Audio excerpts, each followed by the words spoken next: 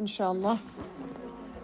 صلی علی محمد وعلی آل محمد كما صليت على إبراهيم وعلى آل إبراهيم إنك حميد مجيد.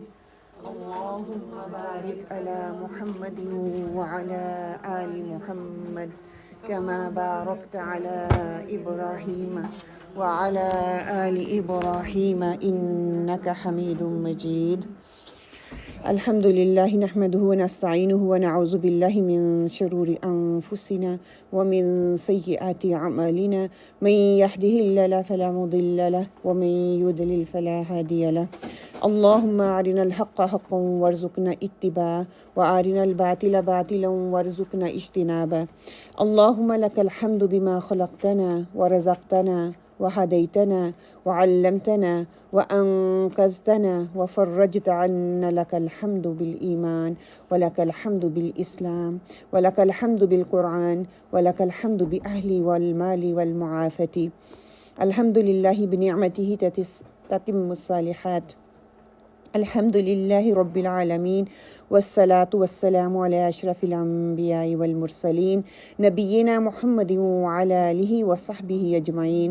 الله رب لا أشرك به شيئا. اللهم لا سهل إلا ما جعلته سهلا وأنت تجعل الحزن سهلا إذا شئت. وأفوض أمري إلى الله إن الله بصير بالعباد. اللهم ثبتنا عند الموت بلا إله إلا الله. اللهم اجعلني أحبك بقلب كله ورضيك بجهد كله. اللهم اهدنا واهدنا. اللهم اهدنا وسددنا. اللهم اهدنا وسددنا. اللهم اغفر لي واهدني وارزقني وعافني. أعوذ بالله من ضيق المقام يوم القيامة. آمین اللہم آمین. انشاءاللہ آج ہمارا فورتھ ٹاپک جس کو آج ہم کور کریں گے اور اس کا پہلا سیشن ہے انشاءاللہ اقامت دین کے لیے جدوجہد اور اس کا مطالبہ جو ہے. دین ہم سے کیا مطالبہ کرتا ہے دین کو قائم کرنے کے لیے، اس پہ انشاءاللہ تعالی ہم بات کریں گے.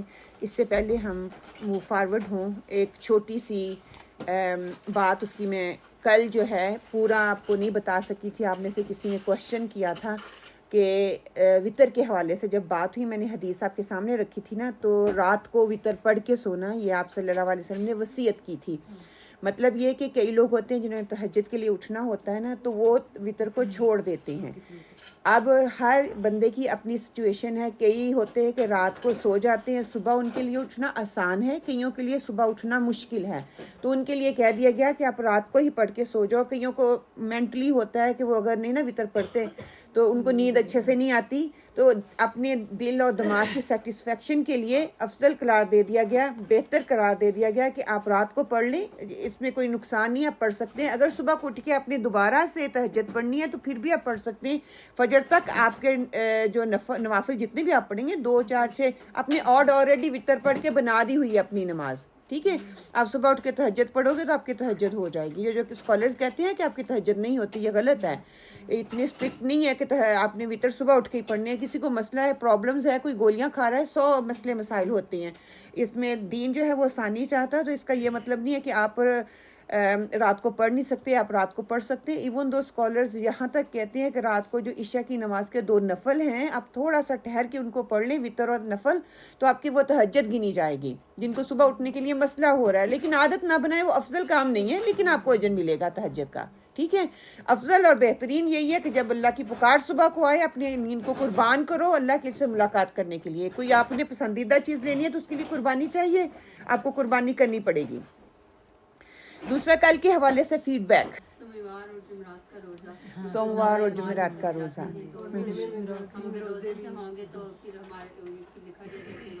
روزے سے الحمدللہ منڈے اور تھرسڈے والے دن اللہ کی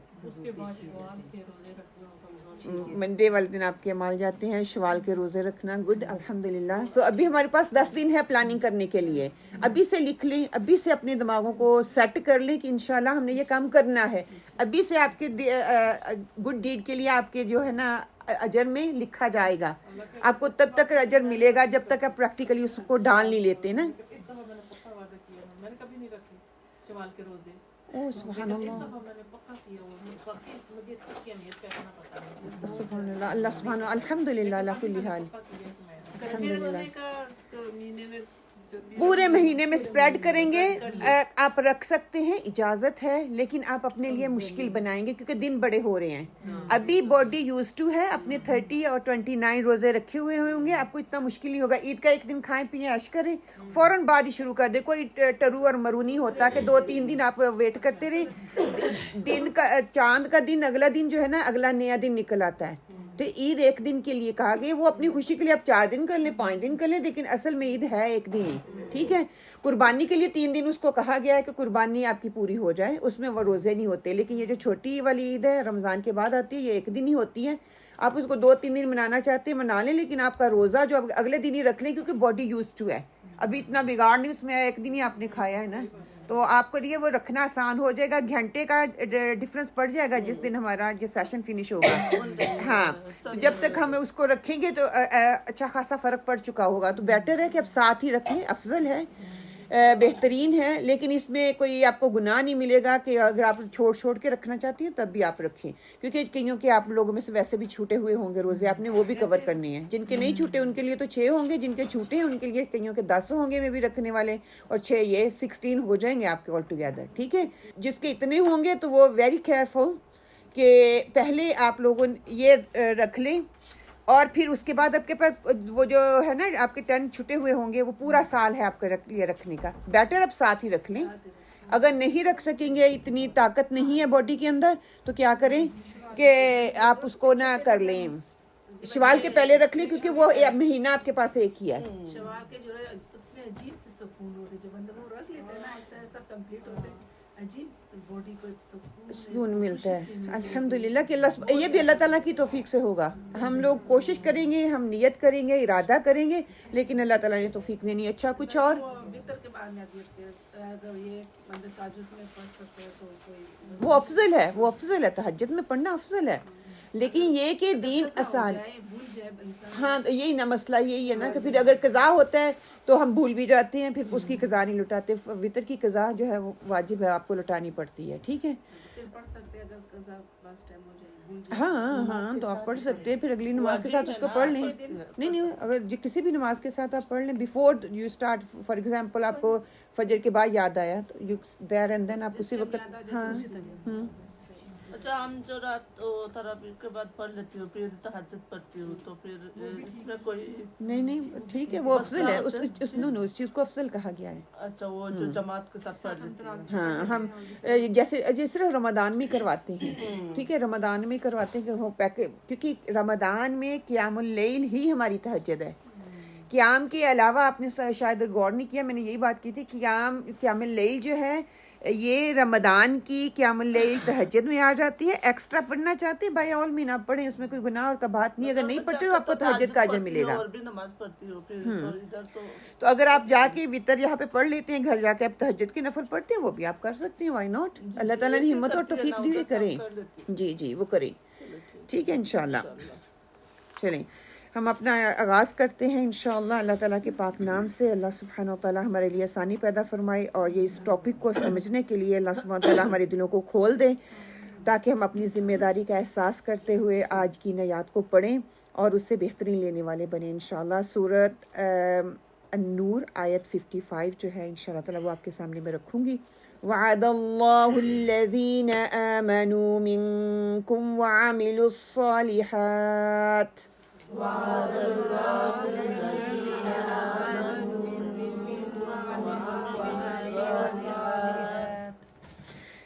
لا يستخلفنهم في الأرض كما استخلف الذين من قبلهم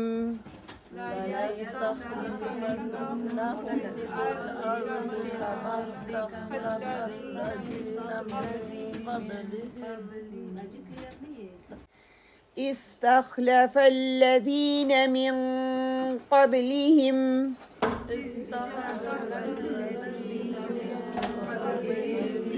ولا يمكنن لهم دينهم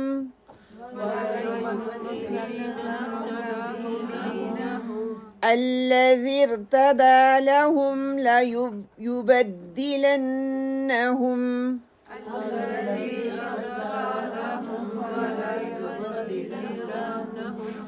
من بعد خوفهم أمنا يعبدونني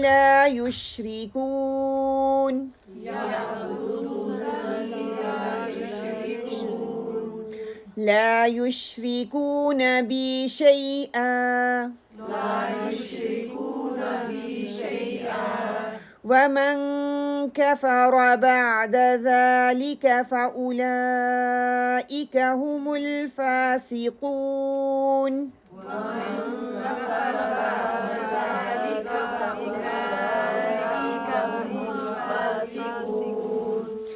اللہ نے وعدہ فرمایا ہے کہ تم میں سے ان لوگوں کے ساتھ جو ایمان لائے اور نیک عمل کریں کہ وہ ان کو اسی طرح زمین میں خلیفہ بنائے گا جس طرح ان سے پہلے گزرے ہوئے لوگوں کو بنا چکا ہے، ان کے لیے ان کے اس دین کو مضبوط بنیادوں پر قائم کر دے گا جیسے اللہ نے ان کے حق میں پسند کیا، اور ان کی موجودہ حالت خوف کو امن میں بدل دے گا، بس وہ میری بندگی کریں اور میرے ساتھ کسی کو شریک نہ کریں، اور جو اس کے بعد کفر کرے تو ایسے ہی لوگ فاسق ہیں۔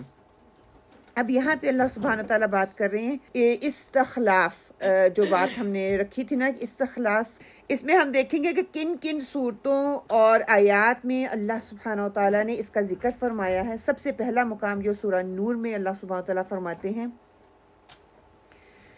یہ جو ابھی میں نے آپ کے سامنے آیت رکھی ہے کہ اللہ سبحانہ وتعالیٰ کہتے ہیں کہ اس آیت میں اللہ نے امت مسلمہ ایک نہایت ہی پختہ اور اٹل وعدہ جو ہے وہ امت مسلمہ سے کیا ہے کہ وہ اس امت مسلمہ کو خلافت ارضی عطا کرے گا، کہ دنیا زمین ارض پاک میں یعنی کہ زمین کے اوپر ان کو خلافت دے گا، مطلب کہ پوری زمین کی خلافت اور حکومت ان کو اللہ سبحانہ وتعالیٰ دے گا۔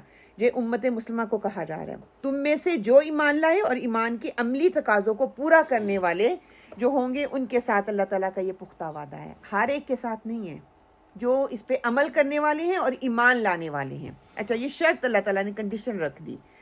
یستخلفن یہاں پہ جو استعمال ہوا ہے نا فعل مضارع کے ساتھ آ رہا ہے، اس کا کیا مطلب ہوتا ہے کہ تاکیدن، ایک کے بعد ایک تاکید آ رہی ہے، لام پہلے حرکہ کے ساتھ زبر کے ساتھ آ رہا ہے، یہ تاکیدی لام ہے، نون لام تاکید اس کو بولتے ہیں۔ اس کے بعد یستخلفن نون مشدد کے ساتھ آئی، ایک کے بعد ایک اس کے اوپر امفسائز کیا جا رہا ہے، تاکید کی جا رہی ہے کہ اللہ سبحانہ و تعالیٰ کا یہ وعدہ ہے کہ اللہ سبحانہ و تعالیٰ جو نیک عمل کریں گے اور جو ایمان لے کے آئیں گے اللہ سبحانہ وتعالیٰ ان کو زمین میں خلافت دے گا، ان کو خلیفہ بنائے گا۔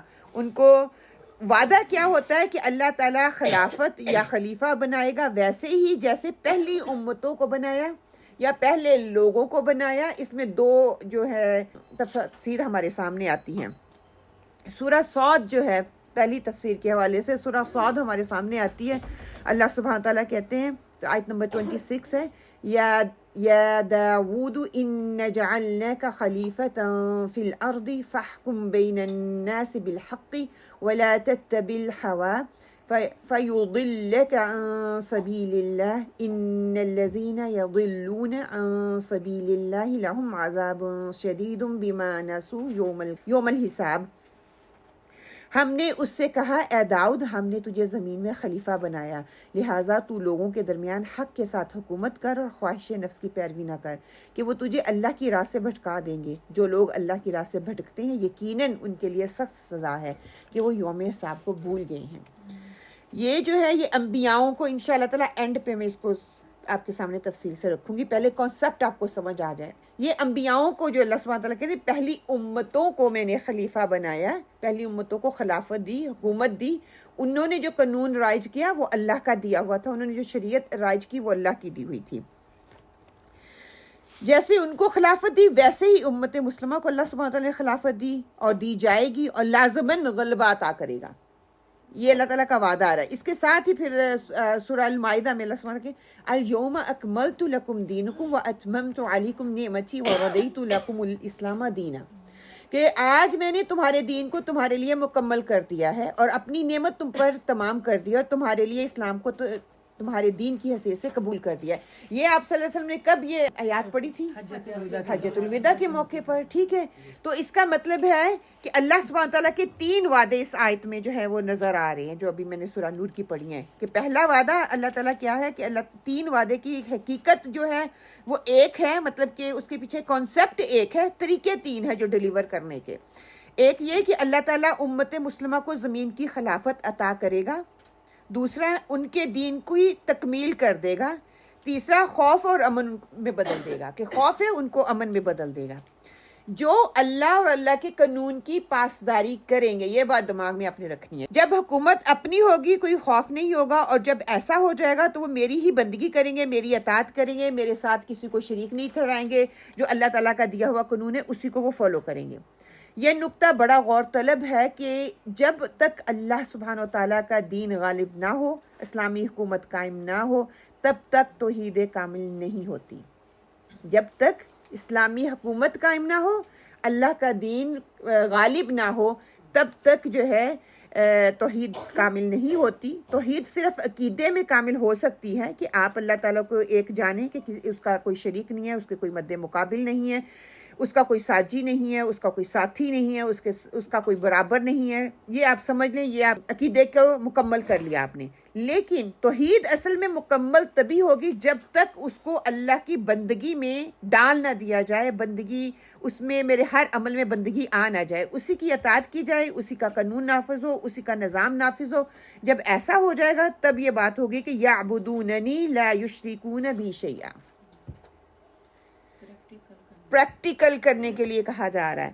تب عبادت خالص ہوگی، ہر شے شرک سے پاک ہو جائے گی۔ ہمارے ہاں زیادہ زور کس کے؟ فی العقیدہ، عقیدے پہ زور ہے۔ یہ نہیں کہ نہیں ہونا چاہیے، عقیدہ پیور ہوگا تو عمل میں وہ چیز آئے گی، لیکن عقیدے تک ہی نہ ٹھہر جائیں، پھر اس کو عمل میں لا کے دوسروں کو دکھانا ہے، دوسروں کو متاثر کرنا ہے، دوسروں کو بتانا ہے کہ دین یہ ہے۔ پھر آگے اللہ تعالیٰ کہتے ہیں مخلصین لہ الدین، اپنی پوری ذات کو اس کے لیے خالص کرتے ہوئے، جو بھی کچھ کرنا ہے اس کے لیے کرنا ہے۔ اس کون ہے؟ اللہ سبحانہ و تعالیٰ کے لیے کرنا ہے۔ دین کو سارے کا سارا اللہ کے تابع کر دینا ہے۔ میری زندگی کا مقصد تیرے دین کی سرفرازی، اسی لیے میں مسلمان، اسی لیے میں نمازی، کہ ہر چیز اللہ کے تابع ہو کے میں نے کرنی ہے۔ یہی توحید کی عملی مثال ہے۔ جب مسلمانوں کی حکومت ہوگی، اسلام کا غلبہ ہوگا، مسلمانوں کے لیے کوئی خوف نہیں ہوگا، کوئی ڈر نہیں ان کو ہوگا، تب گویا کہ توحید کی مکمل تکمیل ہوگی، اور پھر بندگی وہ کریں گے اس شان کے ساتھ کہ کوئی اس کے ساتھ شریک نہیں کریں گے، کوئی ملاوٹ وہ نہیں کریں گے، کیونکہ ان کو کسی کا ڈر نہیں ہوگا۔ وَمَنْ كَفَرَ بَعْدَ، اور جو اس کے بعد کفر کرے گا تو ایسے لوگ فاسق ہوں گے۔ اس کے 2 مفہوم ہو سکتے ہیں، اسکالرز کہتے ہیں۔ ایک یہ کہ جو اس کے بعد بھی کفر کرے تو وہ بہت ہی باغی لوگ ہوں گے، جن کو سارا کچھ سمجھ آ گیا، پتہ چل گیا یہ اللہ کا قانون ہے، یہ اللہ کا حکم ہے، اللہ نے دیا، آپ صلی اللہ علیہ وسلم کی سنت ہے، اس کے باوجود وہ باغی ہوتے ہیں، تو وہ دین کے غلبے کے لیے اس کی دوڑ دھوپ نہیں کرتے۔ تو اللہ سبحانہ تعالیٰ کہتے ہیں کہ دین کا غلبہ ہو جانے کے بعد بھی اللہ کا اور اس کے دین کا انکار کریں تو معلوم یہ ہوگا کہ ان کے اندر سرے سے کوئی خیر ہے ہی نہیں۔ اب یہاں پہ ہم اپنے آپ کو ریفلیکٹ کر لیں، ہمیں پتہ چلتا ہے یہ اللہ کا دین ہے، یہ اللہ کی شریعت ہے، یہ اللہ کا قانون ہے، ہم اس کو توڑ رہے ہیں، اور کہیں جان بوجھ کے توڑ رہے ہیں، کہیں دنیا کی آڑ میں توڑ رہے ہیں، کہیں کچھ اور مجبوریاں ہیں، ہم توڑتے ہیں تو کیا ہے کہ ان کے اندر ٹوٹلی خیر ہے ہی نہیں۔ کہ ایک قانون کو توڑنا، سارے قانون کو توڑنا، ایک قانون کو ماننا، اللہ تعالیٰ کی ساری شریعت کو ماننا، ایک نبی کو ماننا، سارے نبیوں کو ماننا، ایک نبی کو جھٹلانا، سارے نبیوں کو جھٹلانا ہے۔ جب دین روز روشن کی طرح عیاں ہے، ہمارے سامنے ہے، نظام کھل کر ہمارے سامنے آ گیا، دین سورج کی طرح چمک رہا ہے، پھر بھی ہم اس سے محروم ہیں، تو یہ ہماری کمزوری ہے، یہ ہمارے اندر نقص ہے۔ اللہ نے ہمیں پرفیکٹ بنایا ہے، اس کا مطلب ہے کہ ہمارے اندر خیر ہے ہی نہیں۔ اگر خیر لینے والے ہوتے تو ہم بھاگ کے خیر کو لیتے۔ دوسرا مفہوم جو بتاتے ہیں وہ یہ کہتے ہیں کہ ہمارے وعدوں کے باوجود اگر تم ہمت نہیں کستے، تو کمر بند نہیں ہوتے، ایمان اور عمل صالح کی شرائط پوری نہیں کرتے، اس کا ارادہ نہیں کرتے، گویا کہ تم خیر سے خالی ہو۔ ایک یہ کہ تم پریکٹیکلی عمل نہیں کرتے، دوسرا یہ تمہیں سمجھ آ رہی ہے، اس کے بعد تم ارادہ نہیں کرتے۔ جیسے ابھی ہم نے بات کی نا کہ سمجھ آ گئی، ہم فوراً سے ارادہ کر لیں ہم یہ کام کریں گے، پھر اللہ سے دعا مانگے, اللہ سبحانہ تعالیٰ کرنے کے بعد سنی انسنی جس کو ہم کہتے ہیں وہ کر دی جائے تو وہ کیا, اس میں کے اندر بھی خیر نہیں ہے. اس کے بعد دین کو قائم کرنے کے لیے نماز قائم کرنی ہے اور زکوٰۃ ادا کرنی ہے اور ساتھ ساتھ رسول صلی اللہ علیہ وسلم کی اتباع کرنی ہے, اس کی اطاعت کرنی ہے. اچھا, جب ہم ان آیات کو پڑھتے ہیں نا تو یہ چیزیں ہمارے سامنے آتی ہیں کہ ایمان اقامت دین کے لیے جد و جہد کرنے کا مطالبہ کرتا ہے. ایمان اگر ہم کہتے ہیں نا میرے اندر ایمان ہے, میں مسلمان ہوں, مذہب اور دین دو چیزیں ہیں. آج ہم نے مذہب کو ہی دین بنا دیا, انشاءاللہ میں وہ کلیئر کروں گی. دین اور اقامت, ان دونوں میں فرق کیا ہے کہ دین کیا ہے اور اقامت کیا ہے. اقامت دین کا حقیقی مفہوم کیا ہے انشاءاللہ تعالیٰ وہ ہمیں پتہ چلے گا کہ محمد صلی اللہ علیہ وسلم کی اطاعت اور اتباع کو لازم کر لو, پھر اللہ سبحانہ تعالیٰ تم پر رحم کرے گا. اور البتہ ساتھ ہی دھمکی بھی اللہ سبحانہ تعالیٰ نے دے دی کہ اگر تم سمجھتے ہو کہ انکار کرنے والے, ہمارے دین کی مخالفت کرنے والے نظام یعنی کہ خلافت اور نبوت کا راستہ روکنے والے کبھی بھی ہمیں عاجز کر سکتے ہیں یا عاجز کریں گے, یہ کبھی ممکن ہو ہی نہیں سکتا کہ اللہ کی مشیت پوری ہو کر رہے گی, اللہ کا حکم پورا ہو کے رہے گا, اللہ نے جو کہہ دیا ہے وہ اللہ کر کے رہے گا, یہ اللہ کا وعدہ ہے. یہ ممکن ہے ہی نہیں کہ ہم اس کے لیے کوشش کریں اور اللہ تعالیٰ اس وعدے کو پورا ہی نہ کرے. تو یہاں پہ فرق جو ہے کہ اقامت دین کا حقیقی مفہوم کیا ہے, اقامت دین کا روایتی مفہوم کیا ہے, یا دین ہے کیا, اقامت دین میں فرق کیا ہے, یہ سارے کوسچن آپ اپنے آپ سے پوچھ سکتے ہیں. یہ سارے کی سارے اس میں آ جائیں گے. ہمارے ذہن میں جب ہم اسلام کی بات کرتے ہیں نا, یا اسلام کا تصور آتا ہے تو مذہب کا جو ہے نا تصور ہمارے سامنے آتا ہے, دین کا نہیں آتا. مطلب کہ ہم وہی سمجھتے ہیں کہ ہمارے عقائد ٹھیک ہو جائیں, ہماری نماز, ہمارا روزہ, ہماری حج, ہمارے جو بھی فرائض اللہ تعالیٰ نے دیے ہیں ان کی تقاضوں کو ہم پورا کر دیں تو یہ دین ہے. ٹھیک ہے, ہم عیدیں منا رہے ہیں, ہم کوئی فوت ہو جاتا ہے اس کو دفنا دیتے ہیں, ہم بچہ پیدا ہوتا ہے اس کا عقیقہ کر دیتے ہیں, ہم شادی کرتے ہیں تو نکاح کی جو آیات ہمیں بتائی گئی ہیں ہم وہ کر لیتے ہیں. یہ ہمارا دین نہیں ہے. ہم اس کو دین سمجھتے ہیں, یہ دین نہیں, یہ مذہب ہے. یہ مذہب ہے. جب ریلیجن کی بات ہوتی ہے نا تو یہ نان مسلم نے ان ساری چیزوں کو ریلیجن کا نام دے دیا, ہم اسی چیز میں اڈاپٹ ہوتے گئے, اسی کو لے لیا. یہ ریلیجن میں آتا ہے, یہ دین میں نہیں آتا. دین قرآن کا کانسیپٹ ہے نا دین کے معاملے میں وہ مختلف ہے, وہ ہمیں مختلف بتاتا ہے. ہم نے اسی چیز کو لے کے تو اس کو دین سمجھ لیا. یہ دین نہیں ہے, یہ دین کا تصور نہیں ہے جو اللہ تعالیٰ ہمیں بتاتے ہیں. دین تو غالب کرنے کا نام ہے, دین کو قائم کرنا تھا, وہ ہمارے ذہنوں سے بالکل ہی نکل گیا کہ دین کو قائم کرنا کیسے ہے. ہم نے مذہب کو لے لیا, اسی میں دوڑ لگانا شروع کر دی اور مذہب کی ہی آڑ میں ایک دوسرے کو کھینچا تانی کرنی شروع کر دی. انگریز نے کہا کہ قانون ہمارا ہوگا, ہمارے لاء چلیں گے, ہمارے نظام جو ہے وہ چلے گا, ہم تم کو اجازت دیتے ہیں ہمارے ملک میں رہو, اپنی نمازیں پڑھو, اپنے روزے رکھو, ہم اس پہ کوئی اعتراض نہیں کریں گے. لیکن مذہب کی آڑ میں وہ ہم سے دشمنی کر رہے ہیں. کیوں؟ کیونکہ ہم انہی کا قانون اپنا رہے ہیں, انہی کے لاز لے رہے ہیں, وہ ہمارے خلاف بھی جا رہے ہیں. ہم یہاں پہ رہ رہے ہیں, جس لینڈ میں رہو گے ان کے قانون کو بھی فالو کرو گے. انہوں نے جو ہماری بنیاد تھی ہم سے چھین لی, جو ہمارا مذہب تھا وہ کہتے تمہیں آزادی ہے وہ کرو.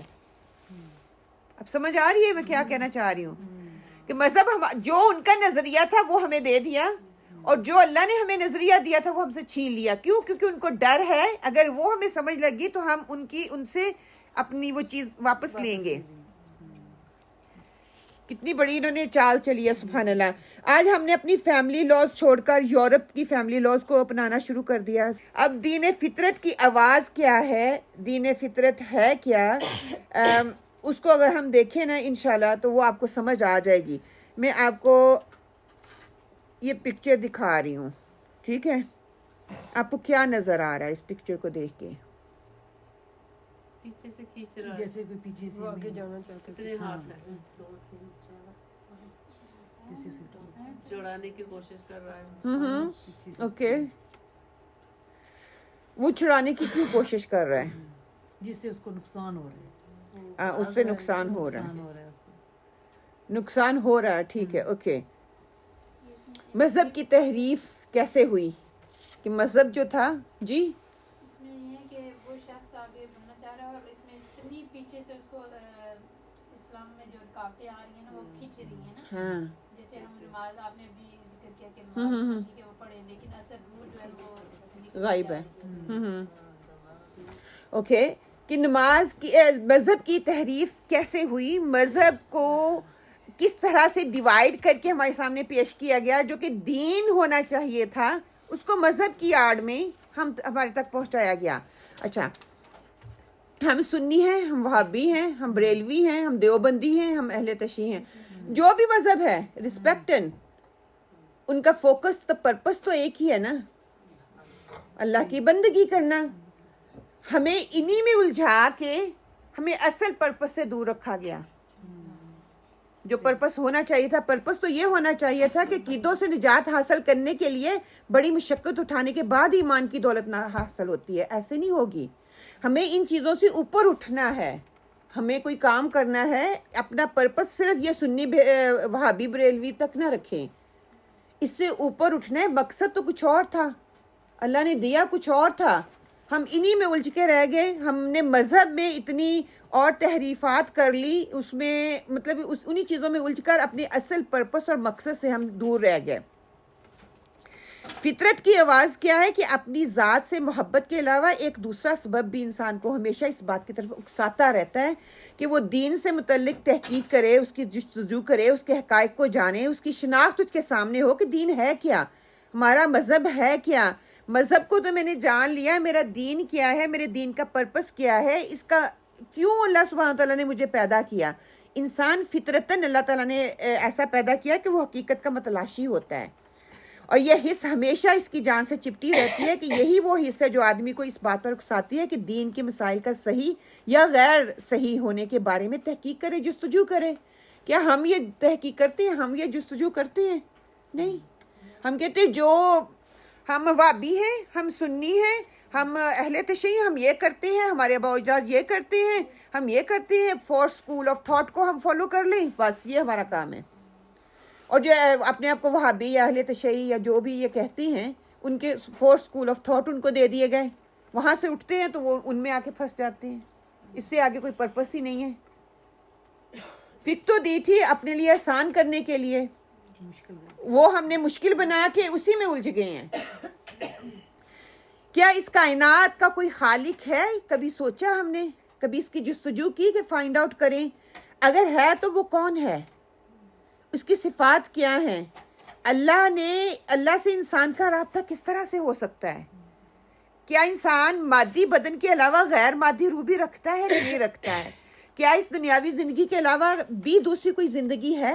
اگر ہے تو اس زندگی کا کیا رابطہ ہے، کیا تسلسل ہے، کیا ہوگا، کیسے ہوگا؟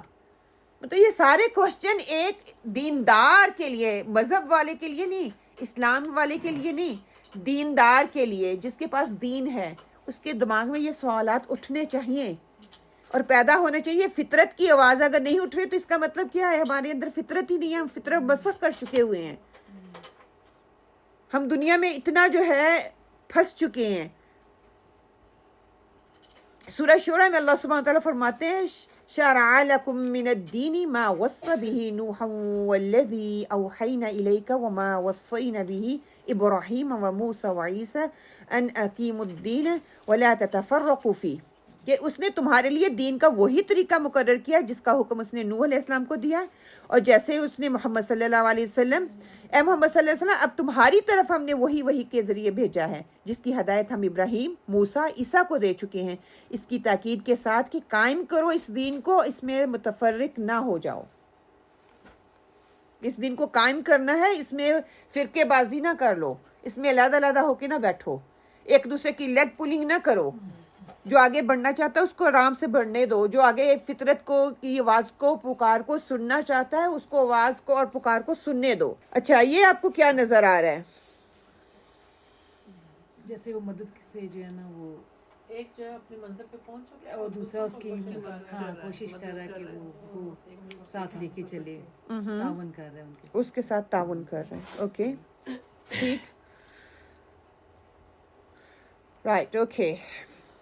مسلم یا مسلمان کسی نسل کا نہیں، کسی کاسٹ کا نہیں، کسی ایتھنک گروپ کا نام نہیں ہے، بلکہ مسلمان جو ہے اسلام پر یقین رکھنے والے، امت کا نام لینے والے، ان کا ہے ایک امت کا جو مطلب قرآن اور حدیث سے ہمیں واضح ہوتا ہے نا، وہ ایک مقصد اور آبجیکٹیو رکھنے والا ہوتا ہے. ایک آبجیکٹیو رکھنے والا گروپ، ایک پرپس رکھنے والا گروپ جس کا کوئی ایم ہے، جس کا کوئی نصب العین ہے، جو کسی مقصد کے لیے کام کرتا ہے. مقصد اس کا کیا ہوتا ہے کہ پاسبل اور impossible does not depend on the size of the group but on the size of our faith. مطلب کہ ممکن یا ناممکن کا انحصار مقصد کے سائز پہ نہیں ہوتا، بلکہ ایمان کے سائز پہ ہوتا ہے کہ میرا ایمان کتنا بڑا ہے، میرا گول کتنا بڑا ہے. یہ نہیں کہ گروپ کتنا بڑا ہے. جتنا میرا ایمان مضبوط ہوگا، اس کی مثالیں ہمیں دین میں ملتی ہیں، سیرت سے ملتی ہیں. اللہ سبحانہ تعالیٰ کو کوانٹیٹی نہیں کوالٹی چاہیے. اللہ سبحانہ تعالیٰ تمہارے دین کے معیار پہ تمہاری مدد کرتا ہے، دین کے بغیر نہیں. سائز جتنا مرضی لے آؤ، چھوٹا سائز ہوگا، خالص ہوں گے، اللہ سبحانہ تعالیٰ کی مدد آئے گی. پھر اللہ سبحانہ تعالیٰ سورہ حج میں فرماتے ہیں اللہ کی راہ میں جدوجہد کرو جیسا کہ اس کا حق ہے. اس نے تمہیں اپنے کام کے لیے چن لیا، چوز کر لیا، اور دین میں تمہارے لیے کوئی مشکل نہیں رکھی، اور ملت ابراہیم پر قائم ہو جاؤ. اللہ نے پہلے بھی تمہارا نام مسلم رکھا تھا اور قرآن میں بھی تمہارا یہی نام ہے تاکہ رسول صلی اللہ علیہ وسلم تم پر گواہ ہو اور تم لوگوں پر گواہ ہو. مقصد تو یہ تھا کہ ہم رسول صلی اللہ علیہ وسلم کی گواہی دیں اور دوسری امتوں کی گواہی دیں، اور دوسری امت ہم پہ گواہی دے. ہم نے کیا کر لیا؟ ہم اپنی مقصد بنا کے، اپنے پرپس دنیاوی گول کو بنا کے رکھے ہوئے ہیں. اللہ تعالیٰ کا حکم، اللہ تعالیٰ یہاں پہ حکم دے رہے ہیں کہ سٹرگل کرو، اور سٹرگل کا تعلق مسلمان جو ہے ان سے، مسلمان ہوتے ہیں تو سٹرگل آئے گی. اگر ہم مسلمان نہیں ہوتے، انسان بن کے زندگی گزار رہے ہیں تو بس گزارتے جو، پھر تمہارا کوئی پرپس نہیں ہے. اور مسلمان نام ہی اس لیے رکھا گیا تاکہ ہم سٹرگل کریں. پرپس ہمارا سٹرگل ہے، سٹرگل کے بغیر کچھ نہیں ہمیں ملنے والا. سیدنا حضرت ابراہیم علیہ السلام کا طریقہ سامنے رکھ کر ہمیں بتا دیا گیا کہ مقصد واضح کیا تھا کہ شہادت للناس، لوگوں کے اندر شہادت دینا، اس شہادت کو قائم کرنا، گاڑ دینا، انسانوں کے سامنے اللہ کے دین کی گواہی دینا اور دین کو واضح کرنا. قرآن اسی مقصد کو جو ہے وہ ڈیفرنٹ ٹرم کے طور پہ استعمال کرتا ہے. اس کے لیے ڈیفرنٹ الفاظ کا استعمال ہوا ہے کہ کس طرح سے ہم نے اس دین کو جو ہے امپلیمنٹ کرنا ہے، کس طرح دوسروں تک پہنچانا ہے. یہ ایک بندے کا کام نہیں ہے، یہ مل کر ایک ٹیم جو ہے اس کام کو دوسروں تک پہنچائے گی. قرآن میں جو ڈیفرنٹ ٹرم اس کے لیے استعمال ہوتی ہیں، اس میں شہادت للناس کا لفظ استعمال ہوتا ہے، شہادت حق کا لفظ استعمال ہوتا ہے، دعوت اللہ کا استعمال ہوتا ہے، قیام عدل اور قسط کا جو ہے وہ لفظ استعمال ہوتا ہے، امر بالمعروف اور نہی عن منکر کا لفظ استعمال ہوتا ہے، اقامت دین کے لیے استعمال ہوتا ہے، اور اظہار دین کے لیے. یہ سارے لفظ جو ہے شہادت للناس کے لیے استعمال ہوتے ہیں. اقامت دین، اللہ کے دین کو قائم کرنے کے لیے. کہیں بھی جو لفظ ہے نا مذہب کا استعمال نہیں ہوا، دین کو قائم کرنے کا ہوا.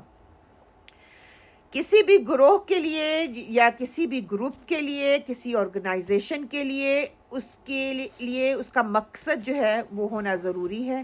اس کے آبجیکٹیو کی بڑی اہمیت ہے. وہ جو سیڈ بویا جائے گا، وہ جو ایم رکھا جائے گا، اگر میں سیڈ بو رہی ہوں تو اس کا کتنا بڑا درخت جو ہے وہ میں دیکھنا چاہ رہی ہوں. ٹھیک ہے، اگر میں کسی کالج یا یونیورسٹی میں جا رہی ہوں تو ہمارا پرپس ہوتا ہے نا، کوئی نہ کوئی ایم ہوتا ہے. میں نے کیا بننا ہے؟ میں نے ڈگری لینی ہے تو میں نے ڈاکٹر بننا ہے، ڈگری لینی ہے تو میں نے لائر بننا ہے، ڈگری لینی ہے میں نے پائلٹ بننا ہے. جو بھی ہے ایم ان کا ہوتا ہے، ان کے کہیں نہ کہیں انکانشیسلی وہ اس کی طرف سٹرگل کر رہے ہوتے ہیں.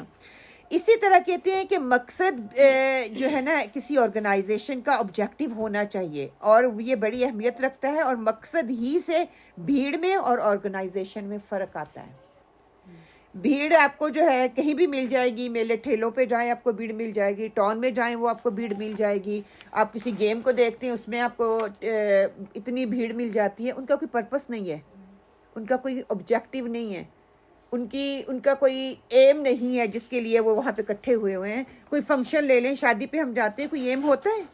فنکشن ہی ہوتا ہے، کر کے واپس آئے. کچھ اچیو کر کے آتے ہیں؟ نہیں آتے، وہ بس جاتے ہیں، کر کے آ جاتے ہیں. ہاں دنیا داری شاید ہو کہ دنیا لوگ کیا کہیں گے. راستے میں بھی کہیں جا رہے ہوتے ہیں تو بھیڑ وہاں پہ کھڑی ہوتی ہے، تو کیا ہم ان کو تنظیم یا امت کہیں گے؟ نہیں. کیونکہ ان کے پاس نصب العین نہیں ہے، ان کا کوئی منشور نہیں ہے، ان کا کوئی آبجیکٹو نہیں ہے، ان کا کوئی پرپس نہیں ہے، کوئی واحد نصب العین نہیں ہوتا، اس کے مقابلے میں کوئی جماعت یا امت، یہ ایک واضح مقصد رکھنے والا گروہ ہوتا ہے جو کہ امت کہلاتا ہے. اگر ان کا بھی کوئی مقصد نہ ہو تو یہ بھی بھیڑ ہے. اگر گروہ بھی اکٹھے ہوئے ہیں، اپنے اپنے علیحدہ ہو کے اپنے اپنے کام کر رہے ہیں، وہ ایک جماعت نہیں ہے، ان کا گول ایک نہیں ہے، ان کا پرپس ایک نہیں ہے، تو وہ بھی بھیڑی ہے. اگر وہ معاشرے پہ امپیکٹ نہیں ڈال رہی، لوگوں کی ذہن سازی نہیں کر رہی، لوگوں کو کے اندر وہ چیز کو ابھار نہیں رہی، تو وہ بھی بھیڑی ہے. شہادت للناس دین کو نافذ کرنے کا نام ہے.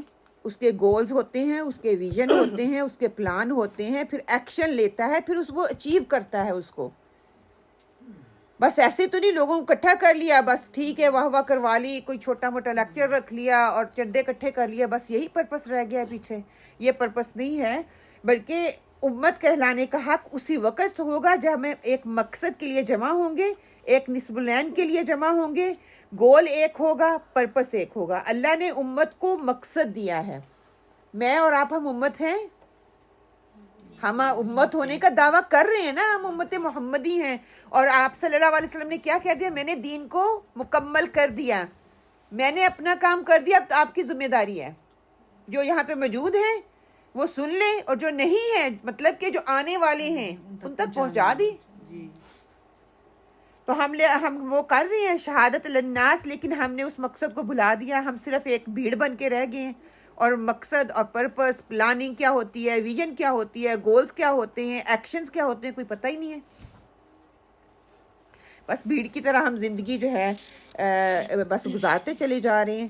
شہادت للناس اور دین کا نفاذ مکمل عبودیت میں آنے کا نام تھا، کہ کسی بھی گروپ کی کامیابی، اس کا سکسیسفل ہونا، جن باتوں پر وہ ڈیپینڈ کرتا ہے، اس میں سب سے امپورٹنٹ چیز اس کا ویژن کلیئر ہونا ہے، اس کا مقصد کلیئر ہونا ہے، اس کا گول کلیئر ہونا ہے، اس کا آبجیکٹیو کلیئر ہونا ہے. اس کے لیے جب اس کا گول یا آبجیکٹیو کلیئر ہوگا، اس کو پتہ ہے اس کا رخ کس سائڈ پہ جا رہا ہے، اس نے کہاں پہ جا کے کھڑا ہونا ہے، کتنی دور اس کو چلنا پڑے گا، کن مشکلات سے اس کو گزرنا پڑے گا. ہماری پسماندگی کہہ رہے ہیں کہ اسی وجہ سے آج ہے کہ ہم پر جو ظلم ہو رہے ہیں، ہم ان سب کا ظلم ہو رہے ہیں، لوگ ہمیں ابھرنے نہیں دے رہے ہیں، ہماری سوچ نہیں ابھر رہی، ہم کوئی حکمت عملی نہیں کر پا رہے، بیکاز ہماری کوئی ویژن ہی نہیں ہے، ہمارا کوئی گول ہی نہیں ہے. یہاں پہ تو لوگ شاید کوئی گول اور یا ویژن رکھتے ہوں. ہم اپنے پاکستان کو ہی دیکھ لیں، کسی کا کوئی گول نہیں ہے، کسی کی کوئی پلاننگ نہیں ہے. اس نے 2 سال تک کہاں تک اپنے آپ کو دیکھ رہا ہے، 10 سال تک اپنے آپ کو کہاں دیکھ رہا ہے، اپنے ملک کو کہاں دیکھ رہا ہے. سارے ایک دوسرے کے لیے بس ایک دوسرے کو نیچا دکھانے میں لگے ہوئے ہیں. بس یہ ان کی زندگی کا مقصد یہی رہ گیا ہے. جو حکومت میں آتا ہے اس کی لیگ پولنگ کر لو، اور جو عوام ہے وہ کسی کی بھی نہیں بنتی. ان کو خود ہی شعور نہیں ہے کہ ہم نے، اللہ سبحانہ تعالیٰ نے ہمیں اسی لیے تو پیدا نہیں کیا تھا کہ وہ ایک گورنمنٹ آتی ہے تو اس کا ساتھ دینا شروع کر دے، جو چلی جاتی ہے اس کی برائیاں شروع کر دو، جو آ جاتی ہے اس کو سر آنکھوں پہ بٹھا دو، جب وہ اتر جاتی ہے پھر اسی میں ساری برائیاں نظر آنا شروع ہو جاتی ہیں. کر کیا رہی ہیں؟ ملک کو دے کیا رہے ہیں؟ دین کے لیے کہاں پہ آ کے کھڑا کیا ہے؟ ہمارے دیکھیں اکانومی کتنی ڈاؤن جا رہی ہے. کیوں جا رہی ہے؟ اللہ تعالیٰ نے قانون ہمیں دے دیا، قانون کو نافذ کرو، شریعت کو نافذ کرو. کوئی وہاں پہ قانون نہیں ہے، کوئی کسی قانون کی سزا نہیں ہے، کوئی شریعت وہاں پہ نافذ نہیں ہے. اور لیا ملک کیا تھا؟ لا الہ الا اللہ کے نام پہ. اور 2 ہی کہتے زمینیں ایسی ہیں جو کہ لا الہ الا اللہ کی بنیاد پہ حاصل کی گئی تھی، اور ایک ان میں پاکستان ہے. اور اس کا انجام ہم دیکھ لیں کہ امت کو ایک نصب العین کی ضرورت ہوتی ہے جو ہر انسان کا ڈریم بن جائے، ہر ایک کی وہ ایک تمنا بن جائے، اس کا وہ پرپس بن جائے، اس کی سب سے بڑی کہتے ہیں وہ ول بن جائے، سب سے بڑی وہ خواہش بن جائے کہ اس کی آرزو بن جائے. تبھی ہماری زندگی میں وہ جو ہے دین کی معنویت ہے، زندگی گزارنے کا جو طریقہ ہے، یا میننگ فل زندگی ہم تبھی گزار سکیں گے جب ہماری زندگی کا لطف و سرور، ہماری زندگی کا مقصد، ہماری زندگی، ہمارے جو شعور ہے وہ اس میں وہ احساس آئے گا کہ اللہ سبحانہ تعالیٰ نے ہمیں کسی مقصد کے لیے یہاں پہ بھیجا تھا. اس مقصد کو اپنے کہتے ہیں نا اعصاب پہ سوار کر لیں، اپنے ذہن پہ ہر وقت اٹھتے بیٹھتے کھاتے پیتے آپ کو وہ مقصد یاد رہنا چاہیے آپ کے ذہن میں کہ میں یہاں پہ ایک پرپس کے لیے آئی ہوں، اور وہ میں نے پرپس اگر پورا نہ کیا تو میں اللہ کے سامنے جواب دے رہوں گی کہ فائنڈ یور پرپس، کہ کیوں میں یہاں پہ آئی ہوں، کس لیے میں آئی ہوں، میرا فیوچر کیا ہے، سکسیس میری کیا ہے، آخرت میں مجھے میرا انجام کیا ہونے والا ہے، کہ اپنی جو سکسیس ہے اس کو ڈیفائن کریں، اس کی اور پلاننگ کریں. ہم نے تو چھوٹے چھوٹے کام کرنے ہوتے ہیں تو اس کے لیے ہم پلاننگ نہیں کرتے، گھر کے کام ہی لگا لیں ایز اے خواتین. ہم کتنی پلاننگ کرتے ہیں اس میں، کوئی بھی نہیں، بس اندازے سے سارا کچھ کر رہے ہیں. ہانڈی بنا رہے ہیں وہ بھی اندازے سے، پانی بنا رہے ہیں وہ بھی اندازے سے، کچھ اور کر رہے ہیں وہ بھی اندازے سے. تو وہی کام ہماری زندگی میں بھی ہے، وہی عادت بنی ہوئی ہے، وہی پکا بنا ہے. کسی سے کوئی ریسپی پوچھ کے دیکھ لو کیا ہے، پتہ ہی نہیں ہے کہ ریسپی کیا ہے. کہتے ہیں کہ اسی لیے وہ ہماری خواہش جو ہے پیچھے پڑ گئی ہے اور ہم جو ہے مقصد سے دور ہو گئے ہیں. دنیا ہر پریشانی سے بے نیاز ہے، بے نیاز ہو کے زندگی گزار رہی ہے کیونکہ اس کو مقصد کا نہیں پتہ. شعر ایک ہے، کہتے ہیں کہ میرا کمال شعر بس اتنا ہے اے جگر، وہ مجھ پہ چھا گئے میں زمانے پہ چھا گیا. مقصد یہ ہونا چاہیے تھا کہ وہ مجھے نیچے کرنے کے لیے تھا لیکن میں ان کے اوپر حاوی ہو گیا. وہ ہمارے اوپر حاوی ہوتے جا رہے ہیں، ہمارا الٹا ہی اس کا مطلب نکلتا جا رہا ہے، وہی ہمارے اوپر حاوی ہوتے جا رہے ہیں. جب تک ایسا نصب العین ہم اپنی زندگی میں نہیں لے کے آئیں گے ہم کامیاب نہیں ہوں گے. ہم زمانے میں اسی طرح ہی زمانہ ہمارے اوپر چھایا رہے گا، ہم محکوم بن کے رہیں گے، ہم ان کے غلام بن کے رہیں گے، ہمیں کسی کی کوئی فکر ہی نہیں ہوگی. بس اسی طرح زندگی ہماری گزرتی جائے گی. پھر آگے کیا ہے کہ بغیر نصب العین کے ہم جماعت ہوں گے یا ہم گروہ بنیں گے. ہم بکھرے ہوئے پتنگوں کی طرح ہیں کہ نصب العین سے محرومی کی وجہ سے صرف ہماری جو ہے نا ڈائریکشن جو ہے یا ہماری سمت یہ نہیں ہے بلکہ کمزور اور لاچار لوگوں جیسی ہے کہ ہماری کوئی سمت، ہم ویک ہیں، ویک فیل کرتے ہیں. ہم اس دنیا میں، اس دنیا کی بھیڑ میں ہم بھی انہی کی بھیڑ کی طرح اس میں جا کے مل گئے اور ان کے وہ بھیڑ کا حصہ بن گئے ہیں. جس طرح وہ چاہ رہے ہیں ویسے ہم کر رہے ہیں. اگر ہمارے اندر ویژن ہوتا، ہمارے اندر کمپٹیشن ہوتا، ہمارے اندر اسٹرینتھ ہوتی، ہماری کوئی پلاننگ ہوتی، اس پہ ہم کام کرتے تو آج ہماری امت کا بھی کوئی نصب العین ہوتا، کوئی ویژن ہوتا، ان کے پاس بھی کلیئرٹی ہوتی، ان کو بھی ہوتا کہ دنیا میں ایک پرپس کے لیے اللہ سبحانہ تعالیٰ نے بھیجا ہے. وہ پرپس میرے لیے نہیں ہے بلکہ دوسروں کے لیے ہے، دوسروں کو دے دینا، دوسروں کو سکھا دینا، دوسروں کی ذہن سازی کر دینا تھا. لیکن جو لوگ اپنے مقصد کو، اپنے نصب العین کو، اپنے پرپس کو بھول جاتے ہیں، یا جو قوم یا جو گروہ، تو اس کا کیا ہوتا ہے، وہ فوکس نہیں کر پاتا، وہ کچھ بھی نہیں بن پاتا. وہ اسی طرح اپنی زندگی کو ضائع کرتا رہتا ہے جیسے ہم اپنی زندگیوں کو ضائع کر رہے ہیں. ویسے ہی ایک انسان، دیکھیے سبحان اللہ، ہم کہاں پہ کھڑے ہیں نا، اگر دیکھا جائے اپنی زندگیوں میں ہم جھانک کے دیکھیں کہ میرا پرپس کیا ہے. جو 2 کوسچن ریز کریں.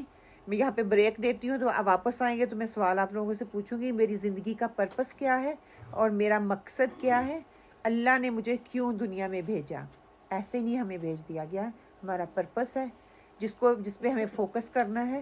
انشاءاللہ اب بریک کر کے آئیں تو پھر ہم بات کرتے ہیں. الشیطان الرجیم اعوذ باللہ من الشیطان الرجیم. بسم اللہ الرحمن الرحیم. بسم اللہ الرحمن الرحیم. استغفر اللہ الذی لا الہ الا هو الحی القیوم واتوب الیہ. میں اللہ سے معافی مانگتی ہوں جس کے سوا کوئی معبود نہیں، وہ زندہ جاوید اور قائم ہے، اور میں اسی کے حضور توبہ کرتی ہوں. رب اغفر وارحم وانت خیر الراحمین. اے ہمارے رب ہماری مغفرت فرما اور رحم کر، اور تو سب رحیموں سے اچھا رحیم ہے.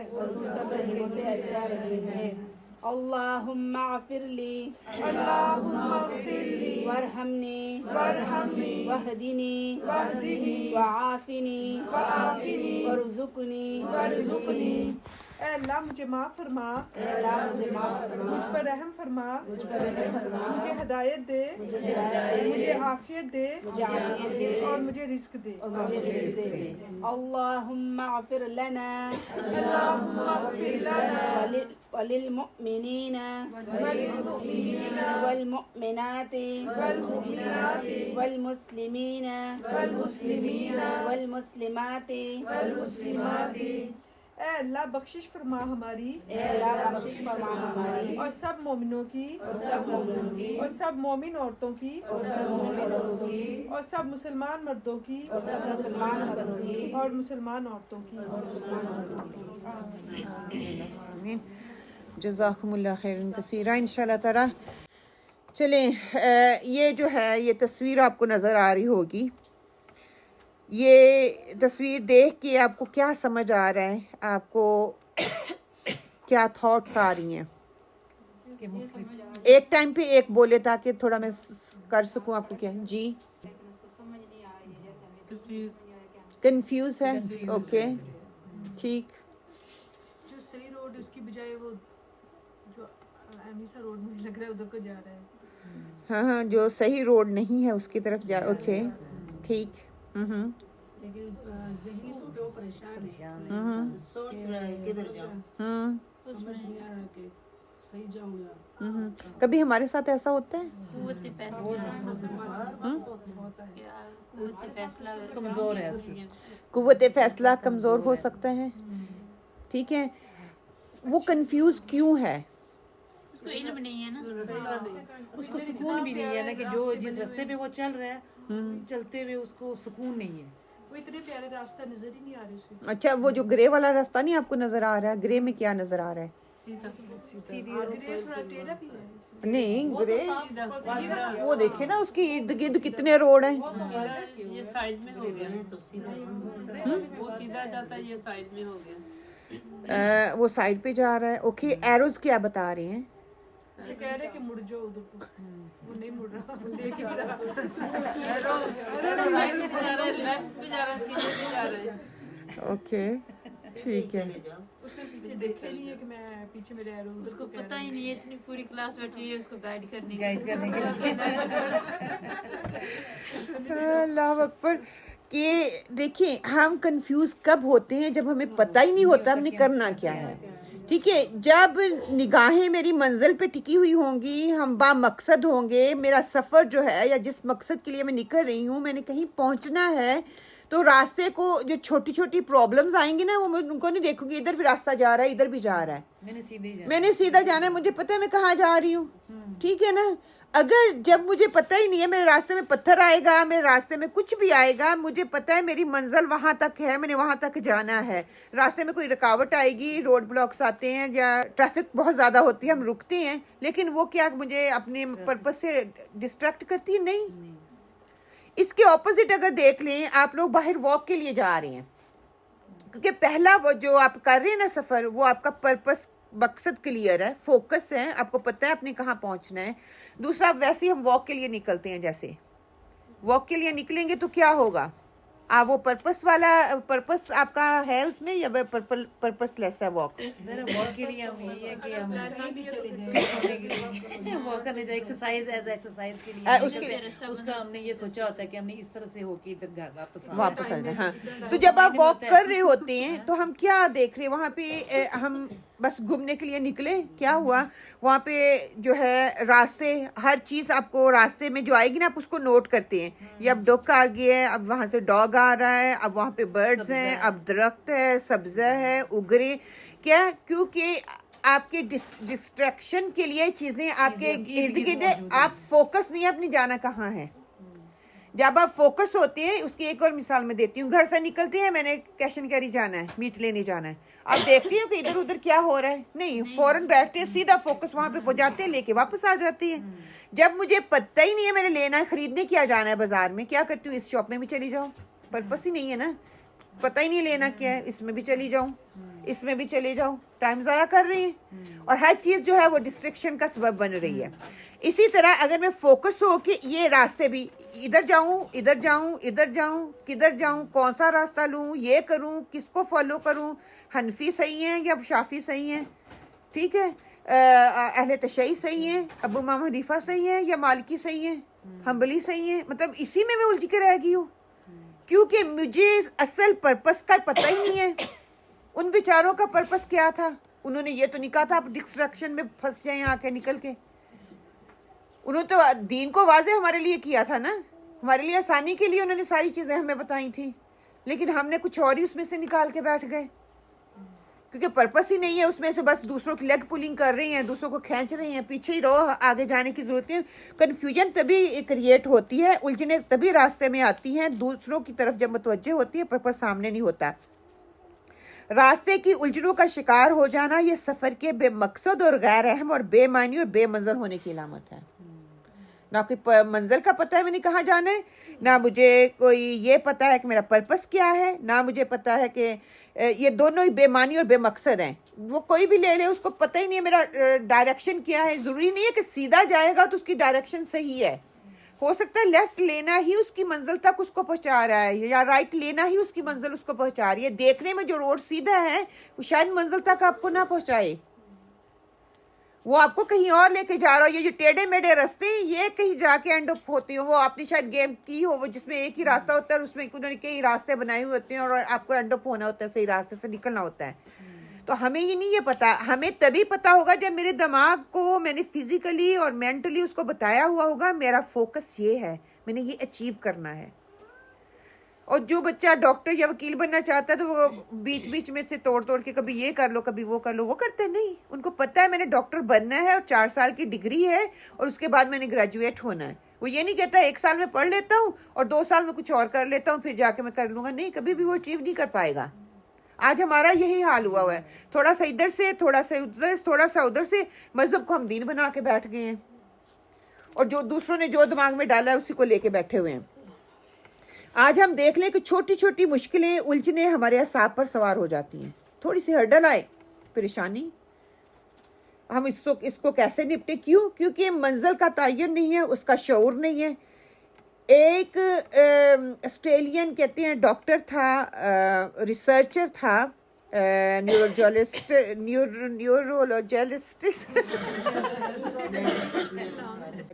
ٹھیک ہے، سبحان اللہ، کہ وہ کہتی ہیں کہ اس کا نام بتاتے ہیں وکٹر فرینکل. شاید آپ نے سنا ہو، جا کے آپ ریسرچ کریں نا. اس کی وہ مثال دیتا ہے، وہ کہتا ہے کہ اس کا پورا خاندان جرمن والوں نے نا جو تھے نرچنگ ہوم، اس میں ان کو لے گئے. وہاں پہ انہوں نے ان کو ٹارچر کیا. ٹارچر کرنے کے بعد کبھی بھوک سے کبھی ٹھنڈ میں ان کو بٹھا کے، مطلب کہ پوری اس کی فیملی اس کے ساتھ تھی. جب وہ وہاں پہ گئے اس کی فیملی کو اتنا انہوں نے ٹارچر کیا، 1 بائی 1 سارے جو ہیں وہ ختم ہو گئے، بیچارے موت کا شکار ہو گئے. اس کی زندگی بھر کی جو ریسرچ اس نے کی ہوئی تھی وہ اس کی جتنے بھی ڈاکومنٹس تھے ان لوگوں نے اس سے لے لیے، اس کو ٹارچر کیا.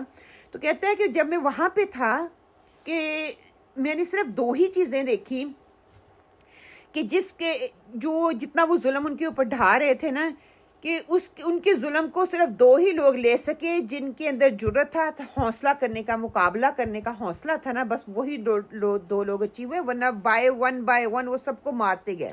یہی اکیلے وہاں پہ نہیں تھے، اور لوگ بھی تھے. کہتے اس دوران اس نے مختلف لوگوں کے اندر مختلف انداز میں ان کے سارے جو ٹارچر وہ ہو رہے تھے نا لوگوں کے اوپر، جو مختلف طریقوں سے وہ کر رہے تھے، ان کی اذیتوں کا سامنا کرتے ہوئے اس نے اس کو ریکارڈ کرنا شروع کر دیا. ان میں سے بہت سے ایسے تھے کہ جو بہت جلدی ہمت ہار گئے، انہوں نے موت کو جو ہے اپنے آپ کو موت کے حوالے کر دیا. جبکہ کہتے ہیں کچھ لوگ ایسے تھے کہ جو کہ بہت بہادر تھے، ان کے اندر کرج تھی، ان کے اندر حوصلہ تھا مقابلہ کرنے کا.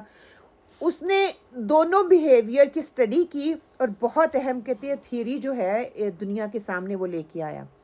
اللہ نے اس سے وہ کام لینا تھا. تھیوری کا نام اس نے لکھا ہے ول ٹو میننگ، کہ اگر آپ نے کرنا ہے کچھ، اگر کہ انسان کی زندگی کا کوئی پرپس ہونا چاہیے، میننگ فل زندگی ہونی چاہیے، میننگ کے بغیر کوئی زندگی نہ ہو آپ کی. کہتی ہے کہ اس کے سامنے کوئی مقصد ہو، اس کے سامنے کوئی نصب العین ہو، اس کا کوئی ہدف ہو، اگر وہ نہ رہے گا تو وہ چھوٹی چھوٹی زندگی کی پیچیدگیوں میں پڑھ کے اپنے آپ کو ضائع کر رہا ہے. اس کے اندر وہ ہمت بھی نہیں آئے گی، اس کے اندر وہ حوصلہ بھی نہیں آئے گا. اگر اس کی زندگی کا پرپس تھا، جو لوگ بچ گئے، جو بہادر تھے، ان کو پتہ تھا انہوں نے کچھ اچیو کرنا ہے، وہ برداشت کر گئے. جن کو پتہ ہی نہیں تھا ان کی زندگی کا پرپس کیا ہے، انہوں نے کہا کہ ہم گیو اپ کر دیں، ان کے ٹارچر سہتے رہیں اور مر جائیں. اس چیز کو انہوں نے فوقیت دی. اب اگر زندگی کا مقصد ہے، ہدف ہے، اس میں نصب العین ہے، یہ انسان کا ہر حال میں زندہ رہنا ضروری ہے. وہ سٹرگل کے لیے ضروری ہے، کیونکہ اس کو پتہ ہے، امید ہے نا. کل بھی ہم نے پڑھا تھا کہ امید ہوگی تو میں موو آن کرتی رہوں گی، میں چلتی رہوں گی. اگر امید ہی نہیں ہے، مجھے پتہ ہی نہیں ہے میں کس لیے جیوں. اس کے کہتے ہیں کہ اس کی جو سٹرگل کرنے اور باہمت اور باحوصلہ رہنے، جد و جہد کرنے، لڑنے، ترقی کرنے، مشکلات کا سامنا کرنے میں اس کی وہ جو ہمت ہے، اس کا جو ہدف ہے، اس کا جو نصب العین ہے، وہ اس کو مدد کرے گا. مسائل اور مشکلات اسی وقت کہتے ہیں اس کی پیروں کی جو ہے وہ بیڑیاں بنتی ہیں جب زندگی کو سامنے سے مقابلہ کرنے کے لیے اس کے اندر کوئی ایم نہیں ہوتا. اس کے لیے اس کو کرنا کیا ہے کہ اس کے لیے وائی جو کوشچن ہے نا، اس کو وہ ریز کرنا ہے. جب وہ وائی کا کوشچن ریز کرے گا کہ مجھے اللہ نے کیوں بنایا، یا اس کی زندگی کا کوئی بھی فیلڈ آپ لے لیں، اس کا پرپس کیا ہے، جب وہ اس کو لے لیتا ہے کہ why to live, why we come here in this world, why what is the purpose of my life, میں مطلب کہ اس کی زندگی فل آف پرپس ہو جائے گی. پھر وہ اس کے لیے پلان کرے گا، اس کے لیے وہ سوچے گا. اس کے لیے جب وہ پلاننگ کرے گا، سوچے گا، اس کو پھر امپلیمنٹ کرنے کے لیے جد و جہد بھی کرے گا. جب وہ جد و جہد کرے گا، اس کو دوسروں کی بھی سپورٹ کی ضرورت پڑے گی. جب اس کو دوسروں کی سپورٹ کی ضرورت پڑے گی، وہ اس کو مشورہ دیں گے، اس کی ہیلپ کریں گے، تو اینی ہاؤ کہیں نہ کہیں تو پہنچے گا نا. وہ کامیاب ہو یا نہ ہو، لیکن اس کی تھاٹ اس کے پاس ہے جس کو وہ دیکھ کے لے کے آگے چلنا چاہے گا. اللہ نے تو ہمیں بامقصد زندگی دی، بامقصد انسان بنایا، اشرف المخلوقات بنایا. اللہ سبحانہ تعالیٰ نے ہمیں خلیفہ کہا. ہم نے کل بھی پڑھا فرشتوں سے وہ کام اللہ تعالیٰ نے فرشتوں سے کروایا. ہمیں نہیں کہا. ہمیں کہا جا سکتا نا فرشتوں کے لیے ذکر کرو، ہم کر سکتے تھے؟ نہیں. اللہ تعالیٰ نے اس مخلوق کو چنا کہ جو ہمیشہ اللہ کی تابع داری کرتی ہے، کہ اس مخلوق کے لیے جس کو اللہ تعالیٰ نے حقیر بنا کے اس کو عقل دی، اس کو نصب العین دے دیا، اس کو ایک مقصد اور پرپس دے دیا کہ اس کے لیے دعا کرو. مقصد اور پرپس دیکھیں، ہم کسی بھی پہلے خلفاء راشدین کا دور ہم دیکھیں گے انشاءاللہ تعالیٰ. میں اس کو ابھی واضح کرتی ہوں. ہم انبیاؤں کو دیکھیں، ان کے پرپس، ان کی شریعت، ان کا لا وہی تھا جو اللہ نے دیا، کہ اللہ ایک ہے. وہی ایک کتاب تھی، وہی ایک پروفٹ تھا، وہی ایک ریلیجن تھا، وہی ایک ڈائریکشن تھی جس کو انہوں نے فالو کیا اور وہ کامیاب رہے اور پوری دنیا میں انہوں نے اپنا نظام قائم کیا اسلام کا. Why we are not one on خلافہ جو ہوتی ہے نا، ایک جو شریعت ہوتی ہے، جو قانون ہمیں دے دیا گیا ہے، ہم آج کیوں نہیں ہیں ایک؟ آپ کو کیا لگتا ہے کہ ہم کیوں نہیں ہیں ایک؟ اتفاق نہیں ہے. اوکے، عقیدوں میں بٹ گئے، چھوٹی چھوٹی باتوں کو لے کے بیٹھ جاتے ہیں، چھوٹی چھوٹی باتوں کو لے کے بیٹھ جاتے ہیں. ٹھیک ہے، نہیں جو علیحدہ فرقوں میں بیٹھے ہوئے، پرپس تو ان کا بھی یہی ہے. ہم اللہ کو مان رہے ہیں، ہم رسول کو مان رہے ہیں. دوسرا یہ بھی ہے کہ یہاں پہ بندوں کے پاس پیسہ ہو گیا، دوسرے کی کو نا اہمیت نہیں رہی ہے. کہتے ہیں کہ تم اپنے گھر سے کھا رہے ہو، میں اپنے گھر سے کھا رہا ہوں، تم جو کرو میں جو کروں. دلوں کی تنگی، ایمان کی کمزوری اور دین کا علم نہیں ہے. مذہب کو دین بنا کے بیٹھ گئے ہیں، کلچر کو ہم نے دین بنا لیا ہے، ریلیجن کو ہم نے دین بنا کے بیٹھ گئے ہیں. ہم دین جس کو اللہ سبحانہ تعالیٰ نے کہا تھا اس کو ہم نے دین بنایا ہی نہیں ہے. میں یہ سوچیں کہ ہم لوگ، ہمیں پھر بھی تھوڑا جو پاکستان سے یہاں خاص کر کے جو تھوڑا علم ہے، تو جو ہم اپنے بچوں کو دے رہے ہیں ایز اے روایت، جو رواج دے رہے ہیں، وہ تو کل اس کو دین ہی سمجھیں گے. وہی نا کہ یہ روایتی، جیسے بھی پڑھے نا کہ روایتی دین ہے. بالکل. نماز روزہ حج زکات بایا پہن لو، داڑھی رکھ لو، ٹھیک ہے، مسلمان ہو گئے. حتیٰ کہ پرپس تو یہ نہیں تھا، کل میرے خلافت کا پرپس تھا. علم کی کمی کی وجہ سے ہماری سوچ محدود ہو گئی ہے. میں اسی میں خوش ہوں کیونکہ مجھے یہی بتایا گیا ہے عورت جو ہے گھر بیٹھے گی، بچوں کو پالے گی، میاں کی خدمت کرے گی، گھر کے سارے کام کرے گی، صبح صفائی، دوپہر صفائی، شام کو صفائی. یہ نہیں کہ ہاں کوئی اور رسپانسبلٹی دی نہیں. کیوں اس کو نکالنا ہی نہیں چاہتے، اس کو جائے گا. حتیٰ کہ قرآن کا منیمم حق ہے اس کو پڑھنا، اس کو سمجھنا. چلو وہ قرآن کو سمجھنے کے قابل نہیں، ہم ان کو اتنا حقیر سمجھتے ہیں، اس کو پڑھنے کا حق تو ہے. صرف رٹا لگا لینا اور پڑھ لینا اور صرف ثواب کے لیے پڑھ لینا یہ کافی نہیں ہے. جب تک اس کو دین اور مذہب میں ڈفرینشیٹ کرنا نہیں آئے گا تب تک وہ انسان کیسے بنے گا؟ تب تک ہم اپنے مقصد کو کیسے سمجھیں گے؟ ہم نے انڈیویجول لیول پہ یہ سمجھ لیا کہ میں اپنی نماز روزہ کر رہی ہوں، میں اپنا قرآن پڑھ رہی ہوں، میرے بچے جو ہے نماز روزہ کر رہے ہیں، وہ انہوں نے داڑیاں رکھ لی ہیں، انہوں نے وہ پڑھ لی ہیں، مسجد جائیں یا نہ جائیں. وہ پہلے کیا تھا؟ دین اور اقامت. بالکل دین کا جو کام ہے نا وہ بالکل اقامت جو کہتے ہیں نا قائم کرنا، دین کو بھی قائم کرنے کے لیے معنی میں آیا ہے. دین کو صرف لا کے کھڑا نہیں کر دینا، میں مسلمان ہوں تو بس میرا دین کھڑا ہو گیا ہے. اس کو قائم کرنا ہے، ٹھوکنا ہے ہر چیز میں. انشاءاللہ تعالیٰ کل پڑھیں گے کہ کس طرح ایک نظام قائم ہوگا جس کی وجہ سے ہر ایک کو پتہ چلے گا کہ ہاں یہ ایک سٹرکچر پلان ہے جو اللہ کی طرف سے آیا ہے. پھر کیا ہے کہ دین کے مختلف مفہوم دیے جاتے ہیں. آپ لکھ لیں، قرآن ہی سے ہمیں یہ مفہوم جو ہے وہ ملتے ہیں. کیا ہے کہ ایک لفظ دین کے مختلف مفہوم کیسے ملتے ہیں؟ جزا اور سزا کے نفاذ کے لیے استعمال ہونا، مالک یوم الدین، ایاک نعبد و ایاک نستعین. سورہ فاتحہ میں ہم پڑھتے ہیں نا ایاک نعبد و ایاک نستعین، مالک یوم الدین، مالک ہے یوم الدین کا ہے. پھر دوسرا آتا ہے کہ زندگی گزارنے کے طریقے کے لیے دین کا لفظ آتا ہے، کا طریقہ جو کہ جس کو دین کہا جاتا ہے. زندگی گزارنے کا طریقہ ایسا ہو جو کہ اس بات پہ یقین ہو کہ جزا اور سزا نافذ ہوگی. ہاں. پھر تیسرا کیا ہے کہ مکمل عبودیت کے لیے آنا. چوتھا قیامت کے دن کے لیے آتا ہے کہ قیامت پہ آئے گی، قیامت کے دن جو ہے وہ بدلے کا دن اس کے لیے بھی آتا ہے کہ وہ بدلے کا دن ہے. بدلے کا دن کیوں ہے؟ کہ اللہ سبحانہ تعالیٰ نے ہمیں پرپس دیا تھا کہ اس کی مکمل عبودیت میں زندگی گزارو. مکمل عبودیت میں زندگی گزاریں گے تو زندگی گزارنے کا طریقہ پتہ چلے گا. جب زندگی گزارنے کا طریقہ پتہ چلے گا پھر جزا اور سزا نافذ ہوگی. یہ ممکن ہی نہیں ہے کہ ہمیں پرپس کے بغیر بھیج دیا اور اللہ تعالیٰ کہہ رہا ہے کہ میں جزا اور سزا کروں گا. یہ ممکن ہے کہ ہم آپ کو بتائیں نہیں کہ ہم نے آپ کا انٹرویو لینا اور آپ کو جاب دے دیں؟ کبھی بھی نہیں ہوتا. یہاں پہ بھی یہی کہا جا رہا ہے. پھر یہ کہ دین میں جوک در جوک داخل ہونا کے لیے بھی آتا ہے وَرَأَيْتَ النَّاسَ يَدْخُلُونَ فِي دِينِ اللَّهِ، کہ ایسا نظام قائم کرو کہ لوگوں کو اس کو اڈاپٹ کرنے میں مشکل کا سامنا نہ کرنا پڑے، وہ آسانی سے اس چیز کو لیتے جائیں. اگر آج ہم یہی چیز دیکھتے ہیں تو ہمارے لیے کتنا مشکل ہو گیا ہے نا کہ اس چیز کو قائم کرنا، اس کی بنیادوں میں دین کو نافذ کر کے اس دین کو کھڑا کرنا. اب دیکھیں ہمیں کہا تو یہ جا رہا ہے کہ دین جو ہے ان الدین عند اللہ الاسلام، کی بے شک اللہ کے نزدیک سچا مذہب نہیں یہاں پہ کہا جا رہا، دین اسلام ہے. مذہب کو اتنی فوقیت ہوتی ہے تو مذہب کا نام استعمال کیا جاتا نا. اللہ کے نزدیک سچا دین جو ہے وہ اسلام ہے. سچے دین کے حوالے سے پھر سچا دین کیسے ہوگا اس کے لیے اللہ سبحانہ تعالیٰ نے جو میں آیت سورہ نور کی پڑھی ہے نا اس میں کیا آتا ہے کہ اللہ سبحانہ تعالیٰ کی نے خلیفہ بنایا. خلیفہ کس کو بنایا؟ اللہ سبحانہ تعالیٰ نے کہ اقامت دین کی مکمل تعریف جو ہے ہمیں بتائی کہ اقامت امت مسلمہ کو بنایا. خلیفہ کون تھے؟ خلیفہ مسلمین جو گزر چکے، خلفۂ راشدین اس میں ان کے نام آتے ہیں، بنو امیہ، بنو عباس، بنو ہاشم، یہ سارے اس میں آ جاتے ہیں.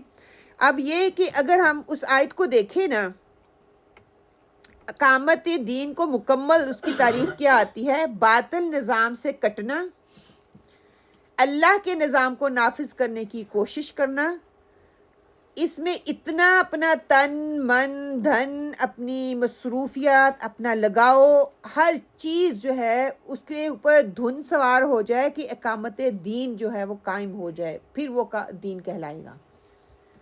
میرا دین میرا، تیرا دین تیرا، میرا گھر میرا، تیرا گھر تیرا نہیں، سب کے بچے میرے بچے، سب کی تکلیف میری تکلیف، یہی ہمیں بتایا گیا ہے نا۔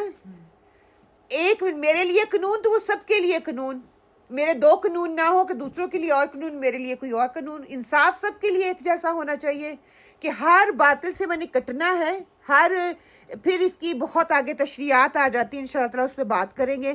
پھر ایسے نظام کو نافذ کرنے کی کوشش کرنی جو اللہ سبحانہ و تعالیٰ نے دیا۔ یہاں پہ اب ذکر آ رہا ہے کہ جمع کا صیغہ استعمال ہو رہا ہے، الذین، ٹھیک ہے، یہ جمع کا صیغہ ہے، آمنو جمع کا صیغہ ہے، منکم جمع کا صیغہ ہے، عاملو جمع کا صیغہ ہے، پھر لا یستخلفنہم، ہم جو ہے یہ جمع کا صیغہ ہے، کیا کہ ہم جمع کی ضمیر کے طور پہ وہاں پہ آ رہی ہے۔ معلوم ہوا کہ اللہ کا وعدہ کسی ایک کے لیے نہیں ہے، خلیفہ کسی ایک کو نہیں بنایا گیا، اس کے لیے خلافت کا وعدہ جو ہے ایک نہیں ہے بلکہ کئی بندوں کے لیے ہے۔ بندوں کے لیے شرط رکھ دی، وہ ایمان لانے والے ہیں اور عمل صالح کرنے والے ہیں۔ پتہ یہ چلا کہ جو خلافت ہے وہ ایک بندے کے لیے نہیں ہے، ایک سے زیادہ بندوں کے اوپر جو اس کی ذمہ داری عائد ہوتی ہے، یا ہوئی یا اللہ تعالیٰ نے دی۔ پھر آگے اللہ تعالیٰ ذکر کرتے ہیں نا کہ میں نے ان کو دی زمین میں خلیفہ بنایا، جس طرح اس سے پہلے گزرے ہوئے لوگوں کو بنایا تھا۔ کیوں ان کو بنایا؟ کہ ان کے دین کو مضبوط بنیادوں پر قائم کر سکے۔ یہاں پہ اگر ہم خلافت کو دیکھ لیں پہلے کہ کتنے خلیفہ تھے، 4، ان کے نام ابوبکر صدیق، حضرت عمر، حضرت علی، یہ 4 تھے، حضرت ابوبکر صدیق، حضرت عمر رضی اللہ تعالیٰ، حضرت عثمان رضی اللہ تعالیٰ، حضرت علی رضی اللہ تعالیٰ۔ اب یہ سارے جمع کسی کے اوپر پورا اتر آئے، ایک سے زیادہ ہیں، ٹھیک ہے۔ تو قرآن کی آیت پرفیکٹ یہاں پہ بیٹھ گئی کہ الذین آمنوا منکم وعاملوا الصالحات لیستخلفنہم۔ پھر اللہ تعالیٰ کہتے ہیں کہ میرا وعدہ ان سے ہوگا جو ایمان لا چکے اور اعمال صالح بھی کر چکے ہیں، مطلب کہ جن کو خلافت ملی ان کا ایمان بھی مکمل ہے، ان کی جو سنت پہ عمل وہ بھی سنت کے مطابق ہے۔ حضرت عمر کی، حضرت عثمان کی، حضرت علی کی اور حضرت ابوبکر صدیق کی، چاروں کی جو ہے ان کی سنت آپ صلی اللہ علیہ وسلم کے عمل کے مطابق تھی، وہ ویسا ہی کام کرتے تھے، ان کے اعمال بھی صالح تھے اور ان کا عمل بھی مکمل تھا، تو اللہ تعالیٰ نے وہ طریقہ سنت کے مطابق تھا، تو اللہ تعالیٰ نے ان کو خلافت بخشی۔ تیسرا پوائنٹ یہاں پہ جو آتا ہے وہ یہ ہے کہ پھر اللہ نے کہا کہ ان کو زمین میں حکومت عطا کی، ٹھیک ہے۔ جب حکومت کی بات آئی تو کیا ہوا، ویسے ہی جیسے پہلوؤں کو حکومت دی، کسی کی خلافت کسی نے کسی سے چھینی نہیں ہے، بلکہ یہ اللہ کی عطا ہے، خالصتاً اللہ کی طرف سے تھا، اور اللہ تعالیٰ نے وعدہ کیا تھا ان کے اعمال کی وجہ سے، دین کی مکمل ہونے کی وجہ سے، تو اللہ سبحانہ وتعالیٰ نے ان کو دی۔ پھر خلافت عطا کرے گا جو ان سے پہلوں کو عطا کی، کہ اس میں مختلف آراء آتی ہیں، کچھ اسکالرز کہتے ہیں کہ 3 انبیاؤں کا ذکر آتا ہے، کچھ کہتے ہیں کہ اس میں 4 انبیاؤں کا ذکر آتا ہے۔ اس میں سب سے پہلے حضرت آدم علیہ السلام کو اللہ تعالیٰ نے خلیفہ بنایا، وہ ہم سب کو پتہ ہے کہ آدم علیہ السلام کو۔ پھر یوسف علیہ السلام کی بات آتی ہے، ان کو خلیفہ بنایا، ان کو گورنر بنایا۔ پھر سلیمان علیہ السلام کو دی، پھر سلیمان علیہ السلام کے بعد اللہ سبحانہ وتعالیٰ داؤد علیہ السلام کا ذکر کرتے ہیں۔ داؤد میں کئی کہتے ہیں کہ ہے، کئی کہتے ہیں کہ نہیں، لیکن ان تینوں کی تو واضح ہے نا، 3 تو ہے۔ مطلب کہ صحابہ کی خلافت ایسے ہی ان کو ملی جیسے پہلے انبیاؤں کو ملی۔ انبیاؤں بھی جمع کا صیغے میں آ گیا کہ ان کو پہلے دی، امتوں کے لحاظ سے دیکھیں ان کی امتوں کو دے دی گئی۔ ان کی خلافت بھی اللہ کی عطا کردہ تھی اور ان کی خلافت بھی عطا کردہ تھی۔ ان کی بھی خلافت کسی نے ایک دوسرے سے چھین کے نہیں لی تھی، ان کی بھی ایک دوسرے سے کسی نے چھین کے لی، یہ ٹوٹلی اللہ سبحانہ تعالیٰ کی عطا تھی۔ انبیاء ان کی خلافت میں قانون کس کا چلتا تھا؟ اللہ سبحانہ تعالیٰ کا۔ اور ان خلفائے راشدین میں قانون کس کا چلتا تھا؟ اللہ سبحانہ تعالیٰ کا۔ اسی طرح ان کی خلافت اللہ کی رضا کے ساتھ تھی، خلفائے راشدین کی خلافت اللہ کی رضا کے ساتھ تھی۔ اسی طرح پھر خلافت کی غرض جو یا مقصد وہ کیا تھا جو اللہ نے بتایا، جو حضور پاک صلی اللہ علیہ وآلہ وسلم جب دنیا میں تشریف لے کے آئے تو خلافت کی بات ہونی نہیں چاہیے تھی، اس کی ضرورت محسوس نہیں ہونی چاہیے تھی. ان کے ہوتے ہی خلیفہ کے لیے ناؤنس بات ہوگی نا. ہاں کہ اللہ تعالیٰ کو پتا تھا کچھ سرٹن اماؤنٹ کے لیے محمد صلی اللہ علیہ وسلم رہیں گے، اس کے بعد ایسے لوگوں کو تیار کرنا ہے جس کی بنیاد اللہ کی شریعت اور آپ صلی اللہ علیہ وسلم کی سنت ہوگی. اللہ ضرور اس دین کو ان کے لیے نافذ کر دے گا، اس کو جما دے گا. خلافت کے دور میں جو قانون، جو شریعت، جو عبادات، جو کچھ بھی نافذ کرنا ہے اللہ نے ان کے لیے ان کو پسند کر لیا. یہ نہیں کہا گیا کہ وہ پسند کریں گے، اللہ نے ان کے لیے اس کو پسند کر لیا. اب جو پسندیدگی کا اظہار یہاں پہ ہو رہا ہے، وہ جو نافذ وہ کریں گے وہ وہی کریں گے جو اللہ تعالیٰ کو پسند ہے، وہ اپنی مرضی اس میں نہیں تھوپیں گے. حضرت عثمان رضی اللہ تعالیٰ، حضرت ابوبکر صدیق خلافت میں آئے، انہوں نے وہی کیا جو اللہ تعالیٰ کی مشیت تھی، انہوں نے اپنی خواہشات وہاں پہ نہیں ڈالی. اسی طرح باقی چاروں خلفائے راشدین. اس میں وہی آپ نے جو بتایا تھا کہ وہ اللہ تعالیٰ کے چنے ہوئے مخلص، ہاں ان کو اللہ تعالیٰ نے چن لیا، ان کو چن لیا تھا اس کام کے لیے، اور اللہ تعالیٰ نے پھر وعدہ کر لیا. اب اس دور میں کون سا قانون نافذ ہوا، آج کے دور میں اس میں کیوں اختلاف ہے؟ کیونکہ آپ صلی اللہ علیہ وسلم نے کہا تھا نا کہ میری سنت کو، خلفائے راشدین کی سنت کو مضبوطی سے تھام لو. ٹھیک ہے، اپنے آپ کو نئے نئے کاموں میں الجھانا نہیں، اور جو نئے کاموں میں الجھائے گا وہ بدعات کہلائیں گی. اب یہاں پہ بات کرنے لگے ہم بہت دور نکل سکتے ہیں. اب کلمہ وہی، انہوں نے کیا کلمہ پڑھا جو اللہ سبحانہ وتعالیٰ نے آپ صلی اللہ علیہ وسلم کو سکھایا ہے، وہی کلمہ خلفائے راشدین نے پڑھا، لا الہ الا اللہ محمد رسول اللہ. اذان جو اس وقت دی جاتی تھی اب بھی دی جا رہی ہے، اور خلفائے راشدین نے بھی وہی کیا. ٹھیک ہے، اقامت کا طریقہ جو آپ صلی اللہ علیہ وسلم نے دیا وہی صحابہ اکرام نے کیا، اور آج بھی وہ چلتا آ رہا ہے. نماز پڑھنے کا طریقہ اس میں اختلاف ملتا ہے فقہی لحاظ سے اگر ہم دیکھیں، لیکن کرنا کیسے ہے جو کہ ان خلفائے راشدین اور سنت سے نہیں ملا. سنت حتیٰ کہ پرفیکٹ ہے، ہر چیز ہمیں مل جاتی ہے، وہ ہمارے علم میں کمی کی وجہ سے رہ گئی، لیکن اس کے بعد میں ہم نے کہاں جانا ہے؟ خلفائے راشدین کی طرف. وہ پرفیکشن ہے، وہ اتھینٹک جو چیز ہے وہاں سے ہمیں ملے گی. اچھا، نماز بھی ہوگی. تراویح پہ کی بات کر لیں. اب کنٹرڈکشن آ رہی ہے کہ سعودیہ نے یہ کر دیا، میرا دل تھا میں اس پہ کھل پہ بات کروں. سعودیہ نے یہ کر دیا، فلاں مسجد یہ کر رہی ہے، فلاں مسجد 20 پڑھ رہی ہے، فلاں مسجد 8 پڑھ رہی ہے. Nothing to do. کیوں اس چیزوں میں الجھ رہی ہیں؟ اب پاکستان کا میڈیا بھرمار ہوئی پڑی ہے، ہر کوئی یہ کہہ رہا ہے کہ سعودیہ نے یہ کر دیا. ان کے پاس اپنے اتھارٹی ریسورسز جن کا وہ استعمال کر کے کہہ رہے ہیں انہوں نے کیا. ہم کیوں تنقید کر رہے ہیں؟ ہم کیوں سعودیہ کو دیکھ رہے ہیں؟ پہلا مسئلہ تو یہ ہے. وہ جو شیخ ہے کیا وہ کرائٹیریا تو دے دیا حضرت عثمان رضی اللہ، حضرت ابوبکر صدیق، حضرت علی، حضرت عمر. ہم اسی طرف لوٹیں گے. آپ صلی اللہ علیہ وسلم دے دیا کرائٹیریا. تو حضرت عمر نے کیا تھا؟ کسی نے پتہ ہے کہ آپ صلی اللہ علیہ وسلم نے جماعت کروائی، 3 دن کروائی. جی آپ نے پہلے کتنی نمازیں کتنے پڑھائے تھے؟ 8، 20، 12. کسی کو پتہ ہے؟ کسی کو نہیں پتہ. اس پہ اجتہاد کس نے کیا؟ عمر رضی اللہ تعالیٰ نے. کیونکہ اللہ کی پسند تھی، نبی صلی اللہ علیہ وسلم کی پسند تھی، آپ صلی اللہ علیہ وسلم ڈرتے تھے. اسے ڈرنے کی وجہ سے پھر آپ نے کیا کہا میں جماعت کے ساتھ نہیں پڑھاؤں گا. تو حضرت عمر رضی اللہ تعالیٰ نے اگر 20 رکعتیں کہیں تو اللہ کے اور اللہ کے رسول کی پسند کو سامنے رکھتے ہوئے انہوں نے فکس کر دی، اور انہوں نے جو فکس کر دی وہ ہمارے لیے قانون بن گیا. اب انہوں نے یہ نہیں کہا کہ یہ فرض ہے، انہوں نے کیا کہا؟ سنت موقدہ ہے، آپ صلی اللہ علیہ وسلم کی پسند ہے. جو آپ صلی اللہ علیہ وسلم کی پسند میں آگے بڑھنا چاہتا ہے وہ 20 پڑھ لے، وہ 10 پڑھ لے، وہ 14 پڑھ لے، اپنی استطاعت اور ہمت کے مطابق. اس میں لڑائی والا تو کوئی مسئلہ ہے ہی نہیں.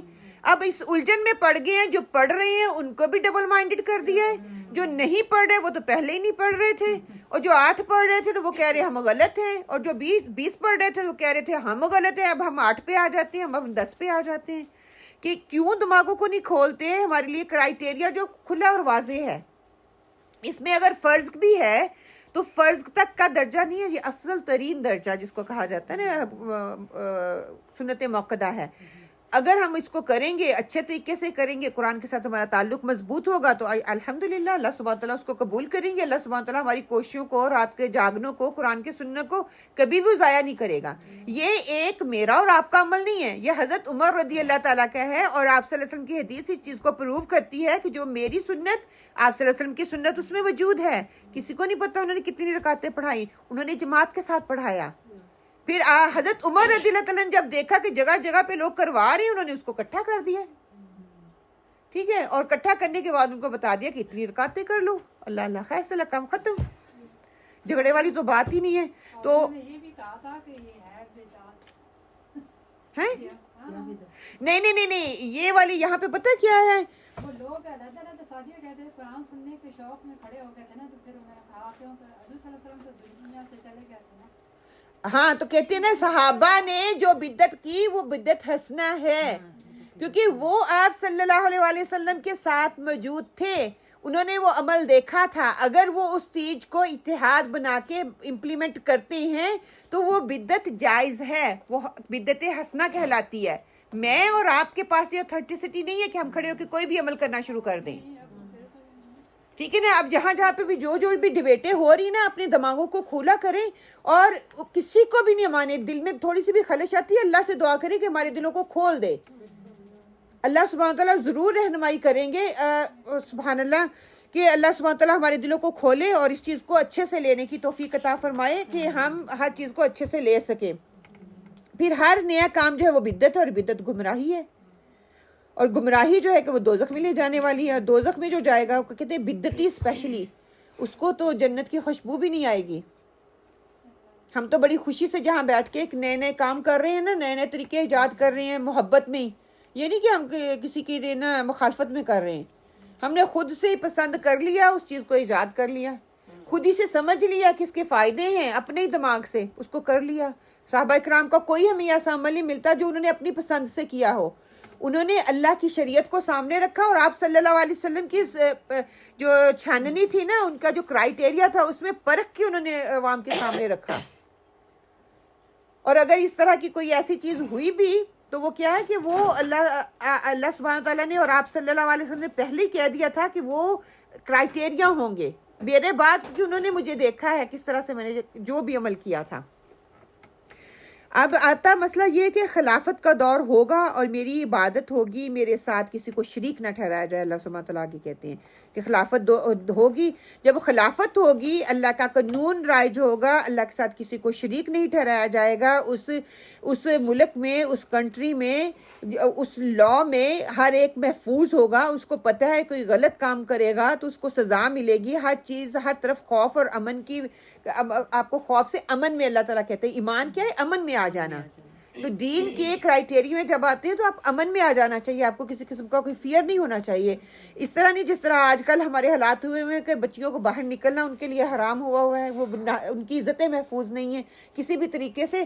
کہ خلافت اس کو نہیں کہیں گے. خلافت وہ ہوگی جو کہ صحابہ نے شریعت کو نافذ کیا، آپ صلی اللہ علیہ وسلم کے طریقے کو وہ لے کے چلے، انہوں نے اپنی خواہشات کو سامنے نہیں رکھا، بلکہ جو عقیدہ خلفائے راشدین کا ہوگا وہ توحید کا ہوگا، وہ شرک کا عقیدہ نہیں ہوگا. ہم اس کو شرک نہیں کہہ سکتے، ہم اس کو بدعت نہیں کہہ سکتے. اور قانون بھی ان کا ہوگا، اور نظریہ بھی ان کا ہوگا، اور عقیدہ بھی ان کا ہوگا. ان کا نظریہ، ان کا قانون، ان کا عقیدہ کن کا عقیدہ تھا؟ آپ صلی اللہ علیہ وآلہ وسلم کا عقیدہ تھا. اب آپ صلی اللہ علیہ وسلم کو چھوڑ کے، صحابہ اکرام کو چھوڑ کے، ہم علماء اکرام کو چھوڑ کے، ہم اسکالرز کو لے کے تو ان پہ ہم اپنا دین کو چلانا شروع کر دیں کہ فلاں اسکالر نے یہ کہا تھا، فلاں علماء نے یہ کہا تھا، فلاں محدث نے یہ کہا تھا. کہ ہمارے پاس اتنا علم ہی نہیں ہے، ہمارا تو علم ہی چنا سا تھوڑا سا علم ہے، تو ہم جیسے وہ کہتی ہیں ویسے ہم کرنا شروع کر دیتے ہیں. تو یہاں پہ کہا یہ جا رہا ہے کہ اپنے اندر کا جو عقیدہ ہے اس کو اتنا پختہ کرو کہ پتہ چلے ایمان کیا ہے، پتہ چلے دین کیا ہے، پتہ چلے مذہب کیا ہے. مذہب میں ہمارے فرائض آ جاتے ہیں جو ہم نے اینی ہاؤ کرنی ہے. ہم نے مذہب کے نام پہ کلچر کو اس میں تھوپ دیا اور دین کو پیچھے کر دیا. یہ جو ڈفرینشیٹ ہمارے لیے چیزیں ہونا ضروری ہیں. داڑھی رکھنا سنت ہے، وہ فرض نہیں ہے، سنت ہے، اس کا اجر ملے گا. ٹھیک ہے. بایا پہننا فرض نہیں ہے، سنت ہے. آپ صلی اللہ علیہ وسلم نے پہنا. عورت کے لیے پردہ فرض ہے. عورت ننگی کر کے پھر رہی ہے تو مرد اپنے آپ کو ڈھانپ کے پھر رہے ہیں. ہم الٹا چل رہے ہیں نا. مرد ان کے دیکھیں پورے کوٹ بوٹ سب کچھ پہن کے بیٹھے ہوئے تھے، عورت ساتھ میں جو اس کو زیادہ گرمی لگ رہی ہے. باہر برف پڑ رہی ہے تو اس کو ننگی دکھا رہی. کیوں دکھا رہی ہے؟ فتنہ ہے نا، فتنہ ہے. ہر جگہ پہ عورت کا استعمال کیا جا رہا ہے، غلط استعمال کیا جا رہا ہے. اس کو اتنا گرا دیا گیا ہے کہ اللہ دین نے تو اس کو اتنی عزت دی تھی، اتنا پردہ دیا تھا. اس کو کہہ دیا گیا کہ ڈائمنڈ ہے، چھپا کے رکھنے والی چیز ہے. ہاں، اس کو انہوں نے نمائش بنا دیا، اٹریکشن کی چیز بنا دیا. مذہب کے نام پہ اس کو آزادی دے دی. میرا جسم میری مرضی، میرے رائٹس. باہر نکلو، کما کے لے کے آؤ. مرد اور وومن سیم ہے نا. ایکویلٹی کے نام پہ ہمارے دماغوں میں وہ فطور پیدا کر دیا. یہ اس معاشرے کا ہے نا، اس معاشرے نے یہ سارا دیا نا. اس معاشرے نے ہی ہمیں مذہب دیا ہے نا. ہم جس کو مذہب لے کے چل رہے ہیں، ہم اس کو دین سمجھ بیٹھے ہیں. وہ مذہب میں آتا ہے. پاکستان میں اب ہوا ہے، پہلے نہیں تھا. عورتیں صرف ٹیچنگ کرتی تھی گرلز اسکول میں. آپ نے کبھی بینک میں نہیں دیکھی تھی؟ آپ بینک میں بھی کام. وہ پتہ ہے میڈیا نے یہ چیز سب کے لیے اتنی اوپن کر دی ہے. وہ شرم نہیں رہی. وہ باپ جو پہلے شرم محسوس کرتا تھا، بیٹی گھر سے باہر نکلے کما کے لے کے آئے، وہی باپ کہتا ہے حالات اتنے تنگ ہے، جاؤ اور کما کے لے کے آؤ. میں نے پڑھایا اس کو اس مقصد اور پرپس کے لیے، باہر نکلے اور لے کے آئے. دیکھیے دین ہمیں اجازت دیتا ہے. ٹیچنگ کی ضرورت ہے، عورتوں کو عورتیں سکھائیں گی. ہمیں نرسنگ کی ضرورت ہے، عورتوں کو عورتیں دیکھیں گی. ہمیں ڈاکٹر کی ضرورت ہے، عورت کو عورت دیکھیں. کئی ایسے شعبہ جات ہیں جہاں پہ عورت کی ضرورت ہے. ضرورت کے تحت اس کا استعمال کیا جائے، اس کو وہ آگے آئے، وہ پڑھے لکھے، معاشرے میں سوسائٹی میں اپنا مقام پیدا کرے. بے حیائی کے ساتھ نہیں، وہ بھی پردے کے ساتھ. ہم نے ہر فیلڈ میں عورت کو رکھ دیا، ہر فیلڈ کو آگے لے کے. گھروں میں تباہیاں اور بربادیاں اسی وجہ سے تو آ رہی ہیں کہ عورت کہہ رہی ہے جو مرد نہیں کر سکتا وہ میں کر سکتی ہوں، جو مرد نہیں کما سکتا وہ میں کما سکتی ہوں. آئی لائک اے مین. اللہ تعالیٰ کہتے ہیں مرد اور عورت میں فرق ہے.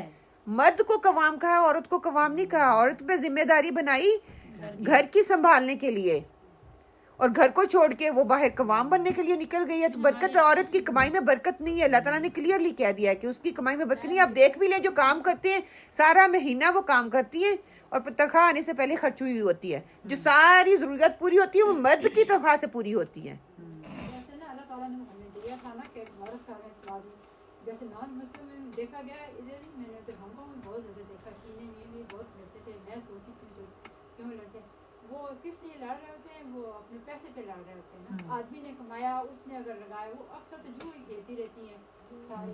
تو وہ کرتے نا تو وہ لڑ کے تو وہ مقابلہ جیسے شروع ہو گیا. تو ہم نے کیا تم تو دیکھ انہیں کو اپنایا. جس کنٹری میں رہ رہی وہی اسی معاشرے کے بچے کہتے ہیں میں اتنی پڑھ لکھ کے آپ کو کیا لگتا ہے میں گھر میں بیٹھوں.